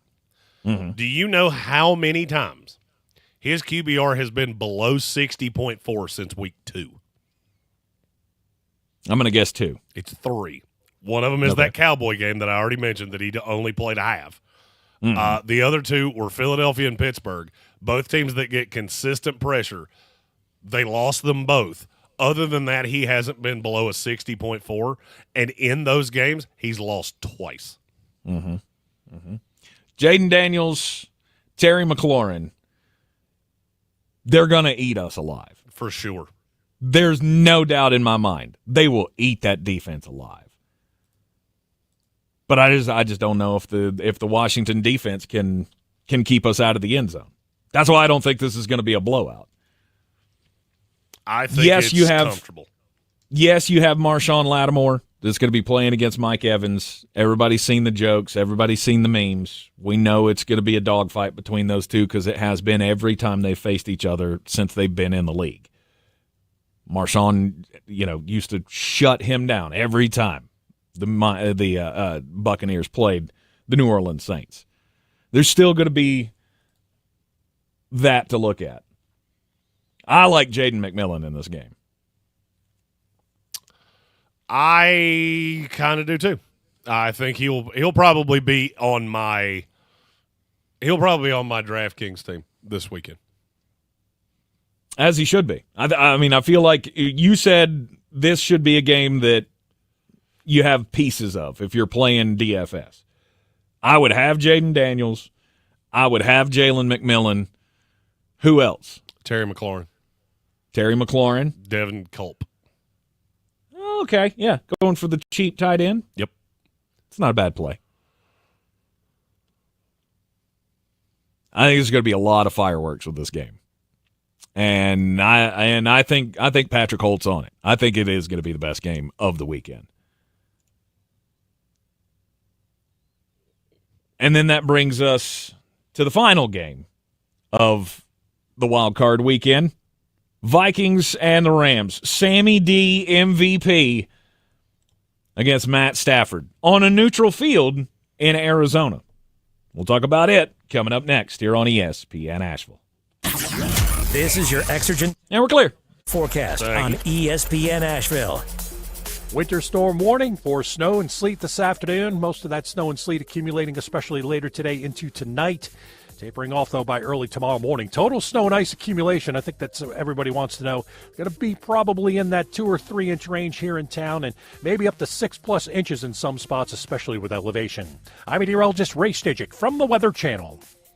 This report is sponsored by Rapid Radios. Rapid Radios are instant push-to-talk walkie-talkies offering national LTE coverage and no subscription ever. Perfect for instant contact with an aging parent. For a limited time, go to rapidradios.com and you'll get an extra 60% off, free UPS shipping, and add code RADIO for an extra 5% off. Some people just know they could save hundreds on car insurance by checking Allstate first. Like, to check that your seats aren't in the visitor section first, before buying tickets. I'm so excited for this game. I can't believe you got us tickets. Me too. Wait, are we on the wrong side? Yeah, checking first is smart. So check Allstate first for a quote that could save you hundreds. This is going to be a long game. You're in good hands with Allstate. Savings vary, subject to terms, conditions, and availability. Allstate Fire and Casualty Insurance Company and affiliates, Northbrook, Illinois. If you or a loved one have been a victim of crime, the North Carolina Department of Public Safety Office of Victim Compensation Services provides programs to help you find peace of mind. We are here to help you apply for benefits that you may qualify for to recover from hardships such as local expenses. To learn more, visit ncdps.gov/4victims. That's ncdps.gov/4VICTIMS. Portions of the following program were pre-recorded. At Ingles, whether we're celebrating Friday night rivals, televising college basketball games, bringing the Fan Fest to semi-pro soccer, or taking you out to the ball game at your minor league park, it's all in the bag. Ingles, low prices, love the savings. Mountain Graphics and Showtime Sports have teamed up under a new local owner to serve our community with the finest custom apparel and unique branded items at the best price. Mountain Graphics and Showtime Sports can customize whatever you, your team, or your local group may need with high-quality screen printing, embroidery, and laser engraving. Visit mtngraphicsavl.com or showtimesportsavl.com. That's mtngraphicsavl.com or showtimesportsavl.com for your local one-stop custom apparel shops. When you get tired of freezing your can at the tailgate, maybe it's time to ring in a new season. Tailgating season. Wherever you are, whatever the forecast, with good old ale, it's the perfect way to kick off game day. From Red Cup Revelry to just kicking it solo, you can't go wrong with Dale's Pale Ale, Dale's Light Lager, and Dale's Easy IPA. Honest ingredients, no BS. Drink responsibly, and we'll see you at the Tailgate. If you're looking to buy, sell, or invest in real estate in the mountains, you need to call the agents at Clarissa Sells WNC, brokered by eXp Realty. Check us out online at clarissasellswnc.com. Download our free app on Google Play or the App Store. Type in Asheville Home Search. You'll be able to connect with our team and see all the available homes for sale in our area. For more information, contact us today at 828-774. We're skipping crimes. 3 or clarissasellswnc@gmail.com.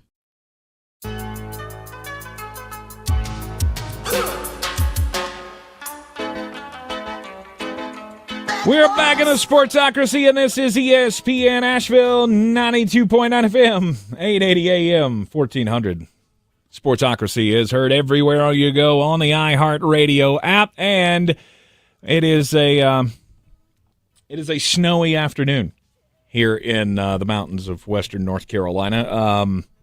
Who's out breaking the law there, Jeremy? Don't do crimes, since you didn't do that, which you're supposed to. Oh, it's the most important message of the day. I've already done it now. The moment passed. My story is about Federica Rossi. Heard about She is an Italian food influencer. And now when I say this, it's not going to sound like a crime. But to me, this is a crime that cannot go unpunished. She has, obviously, as a food influencer, she has all the social medias, and she goes around to different places. She's on airplanes a lot, and she shows different ways that you can eat well on the go. Well, over the weekend, this past weekend, she was on a flight. It does not say where she was going, but she decided to show her followers a way that you could have a nice dessert on an airplane, because she made a cheesecake on the tray table. Excuse me? I said what I said. She made it? Mm-hmm. She How? made a cheesecake on the tray table of an airline. Now, this may not sound like a crime to many of you, but as somebody that flies quite a bit, this, to me, should be a Class D felony. She should do at least a year in jail for this. Because I have sat next to people on airplanes that feel the urge to just explore the space and really get homey in a very tight, confined space. I am a man that is somewhere between 6'3" and 6'6", depending on what bank I'm leaving at any particular time. I am not comfortable on virtually any airline. If I get the aisle seat, it's a little better. If I sit in first class, it's a little better. It's never great. I never feel like I'm having a day at the beach. And the sheer thought that somebody would whip up a dessert in the seat, and she's sitting in coach too, which makes you just the worst of the worst. I would rather you rob a gas station than do something stupid like this, because I would get put next to this woman and I would be the most miserable person on that airline. Like, sit me next to the crying baby. I don't care. I've dealt with that. I'll throw in earbuds. I won't even notice it. But 30,000-foot Rachel Ray over here, yeah, I'll pass. I would rather sit next to a convict that's being transported or extradited than sit next to this. Than to sit next to some woman who's doing a TikTok video. Sitting here, oh, look, I'm making a cheesecake for TikTok. I want to throw you out that window. I want to open the emergency door and just throw you out. I don't even think they'd prosecute me. I'd tell them what you did. They'd deliberate, but there'd be one guy going, oh, yeah, she sucks. So how did she make it, though? It's a no-bake. So she had all of the stuff in her bag, in her carry-on, and she just whipped it up on the tray table. Meanwhile, her bag is sitting pressed up against the guy sitting beside her, and I just want to hug him. Like, yeah, your flight sucks.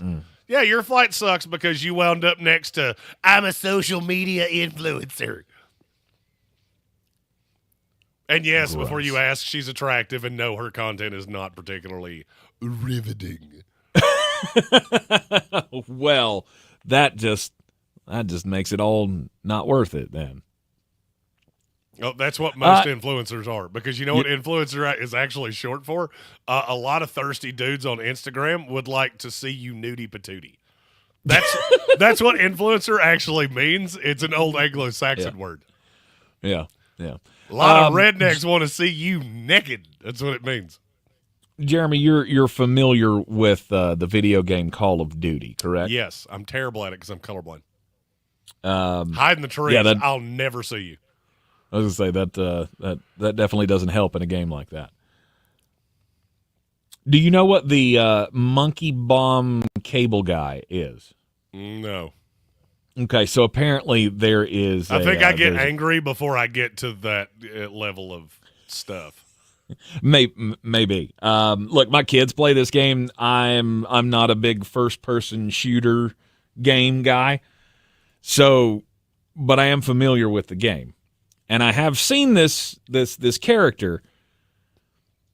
So PS5 or whoever has made stands, right, for your controller to sit on, and it's like the characters from the game with their hands out, and you just set your controller on it and it holds it.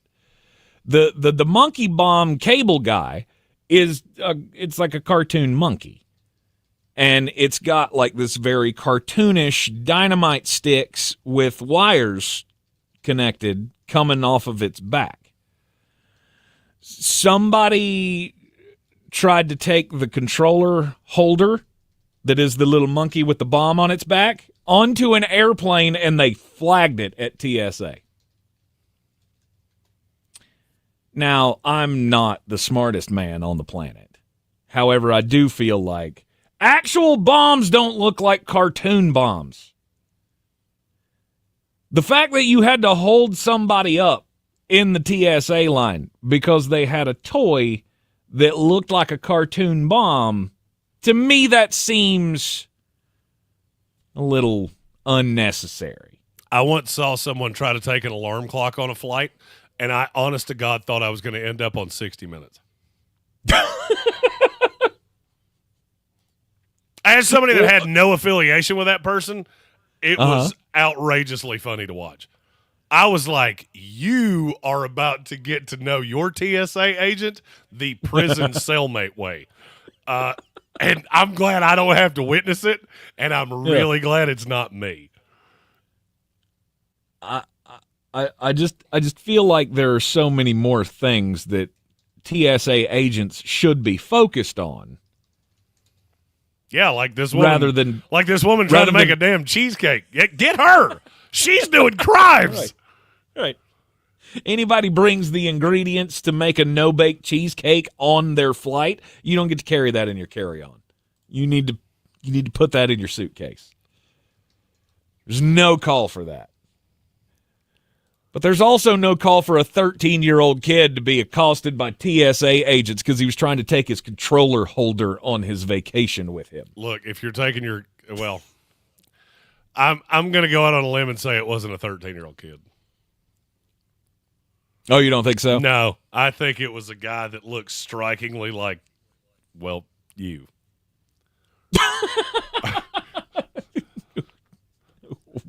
What Benny brought his play. We're going to the beach, and Benny brought his PlayStation. Benny doesn't like outside. Yeah, maybe so. Not the first time. I don't even know why I have friends. I don't know how anybody can tolerate me for more than 15 consecutive seconds. I really don't either. Not the first time that this is something this strange has ever been flagged by the TSA at Boston's Logan Airport. Apparently May 27th of 2023. They also confiscated a set of ninja throwing knives that had the logos on it from the Naruto anime cartoon show. They were plastic. They were not any threat to hurt anyone. Oh, Shikuru. Sorry. Shikuru. Oh, Shikuru. Was that another anime show that you watch? I didn't watch it. It was on 2.5 Men, so the theme song gets stuck in my head sometimes. Gotcha. All right. One more game to talk about in the wild card round of the playoffs. NFL playoffs start tomorrow afternoon. The Monday night game that has been moved because of the LA wildfires to Glendale, Arizona. 8 o'clock start Monday night. ESPN and ABC. Minnesota Vikings against the LA Rams. Distinct advantage in this game for anyone? The moving of it, or just distinct advantage, period? Period. I don't think so. I think these two teams are really evenly matched. I think this may end up being the best game of the weekend. Just solely because I don't think anybody has a huge advantage over the other. The only one I really see is that I don't know who the Rams have that can slow down Justin Jefferson. But, I mean, the betting line is spot on, perfect. All of it's perfect. The money split practically 50-50. That's the most interesting game of the weekend to me. I'm taking Minnesota, but I cannot tell you that I feel great about it. Mm-hmm. The Rams are a 3-point dog, right? 2.5 is what I think. Nope, it's 3. You're right. Okay. Yeah. Opened at 2.5. Minnesota's a 3-point favorite right now. The Rams were the home team, but when you don't really have a home field advantage to begin with, moving the game doesn't really have much of an effect, in my opinion. I really don't care. It's still a long way from Minnesota, so. Yes. Will Minnesota be able to get the necessary pressure on Matthew Stafford to make him so uncomfortable that they can't move the ball down the field? That's the biggest question to me. Well, it's the biggest question of the game. Yeah, with the mixture of looks that the Minnesota defense has, is that going to be enough? I love weird stats. Minnesota gets pressure at a very high rate because they blitz a lot. Do you know what Matthew Stafford's quarterback rating is in a clean pocket? I do not. It's 109.7. Sam Darnold's is 109.5. Okay. What are their passer ratings under pressure? This shocked me. It shocked you? Mm-hmm. I would say Sam Darnold's goes down precipitously. Matthew Stafford's does not. You know, you got that. You were so close to getting that right, but you swapped the names. Oh, really? Matthew Stafford's is a 50.8. Yikes! Or Darnold's is 87.1. I'm surprised by that. I was too. As a guy that watched a lot of Sam Darnold make really bad decisions when he was pressured, I think that's the difference. Minnesota gets the pressure. Stafford makes the bad decision. That Minnesota turnover machine gets an opportunity to dance in the end zone again. I'm taking Minnesota. Close, but I'm taking Minnesota. Okay. All right. He's on the Minnesota Vikings. Gambit fan said that sounds wrong. I checked it twice on 2 different sites because I thought the same thing of, you got that backwards. Nope, they did not. Yeah, no doubt, because I feel like in, following Matthew Stafford's career like I have, him being a Georgia guy, I feel like that never was the case before.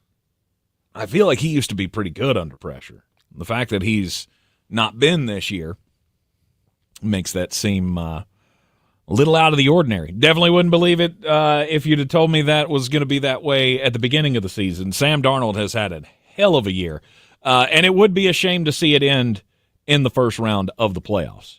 For sure. Sammy D, MVP. We will talk more about it coming up on Monday here in the Sportsocracy on ESPN Asheville. We will have all of the recaps of the playoff games. Do you have a pick for tonight? A pick for tonight? Yeah, I think you and I are going to try to do a live stream watch along just to test out all of our things. Yeah, that could definitely be fun. Tonight in the Cotton Bowl. The Cotton Bowl. Ohio State. I don't care what the number is. I think it was 6 the last I saw it. I'll take it. 6.5. I'll take it.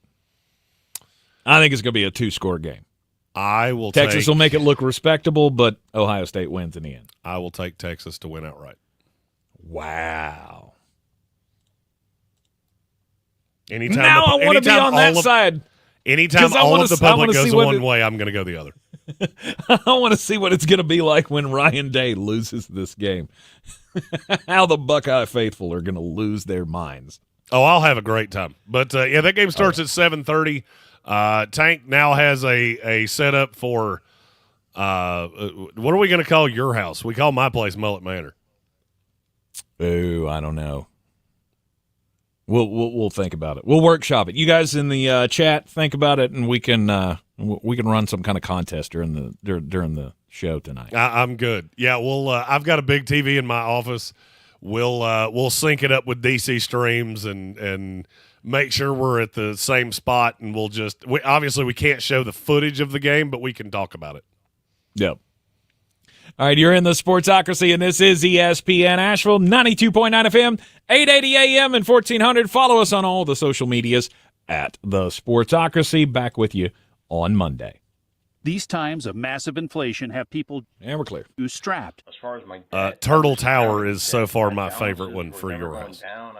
Turtle Tower. Turtle Tower. Draining every resource I had. That's the the debt one management group can help in the first free. Where are we going turtle? I don't know. Programs There were like 3 of them that were to turtle get you related. out of Now debt fast. that's all I wanted to be. Especially in interest. Interesting. All right, if you need any help hooking that up tonight, it should be as simple as run your camera straight into the output on your computer. Yep. Faster you can get the relief and your you deserve. headset's It's Bluetooth, free information so on all the there debt may be a relief latency in programs that. you We'll just qualify try it for. out. Plus, If not, confidentiality. if that doesn't Call work, we'll patch it together tonight and That's figure out something moving forward. I Yep. have mics. All right. Debt forgiveness. All right, just yell at me if you consolidation, need me. If not, I'll see you at modification, 7:30 tonight. Will do. I did. See you. 800-933-3470. FEMA help is available to Helene survivors who are unable to stay in their home. If you are living in a hotel or temporary shelter, you may be eligible for additional funds for moving and storage costs for essential personal property. For more information, visit a disaster recovery center. To find a center near you, visit FEMA.gov/DRC or call 800-621-FEMA. Again, that's 800-621-3362. It's just not normal, the pain caused from chronic joint pain day after day. But some of you have dealt with that pain for so long, it becomes your new normal. Short-term fixes are not working. Get moving again in 2025 with help from QC Kinetics. QC Kinetics is the nation's leader in regenerative medicine joint preservation. Yes, you can revitalize your joints with advanced orthobiologic treatments at QC Kinetics.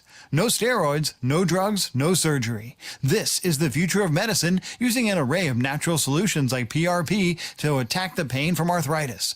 Tens of thousands of people with pain have discovered these cellular treatments and are living life again without that constant pain in their joints. Want to learn more about how you can refresh your joints to get lasting relief with these amazing treatments? Call QC Kinetics for a free consultation. Deal with joint pain now so you can make the most of the new year. Call QC Kinetics in Asheville and Greenville. Call 828-333-9517. That's 828-333-9517. Watching Clorox cleanup spray dissolve tough grime in the shower feels like... Wait, this really just happened? I'm shocked. Underwear and everything? It feels like being able to zip up your overpacked suitcase on the first try. Smooth. With Clorox, clean feels satisfying. Clean feels good. Use as directed.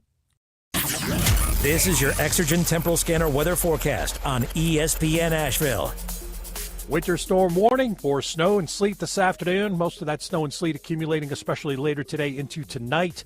Tapering off, though, by early tomorrow morning. Total snow and ice accumulation, I think that's what everybody wants to know.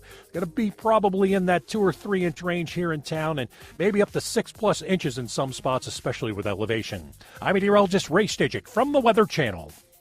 This report is sponsored by KFC. KFC bowls are back for just $5. Try 5 deliciously different bowls, like the new Nashville Hot Loaded Fry Bowl, or returning fan favorites like the Mac and Cheese Bowl or Nashville Hot Famous Bowl. Packed with all your favorite flavors, they've got your cravings covered. Welcome to the Ingalls Table, a delicious destination with recipes galore. The experts from the Ingalls Table take you through it step by step with expert tips and advice along the way. Just visit Ingalls-Markets.com. Ingalls. Low prices, love the savings. From the Ingalls Studios, this is ESPN Asheville, WPEK, W225CJ Fairview, WMXF Waynesville.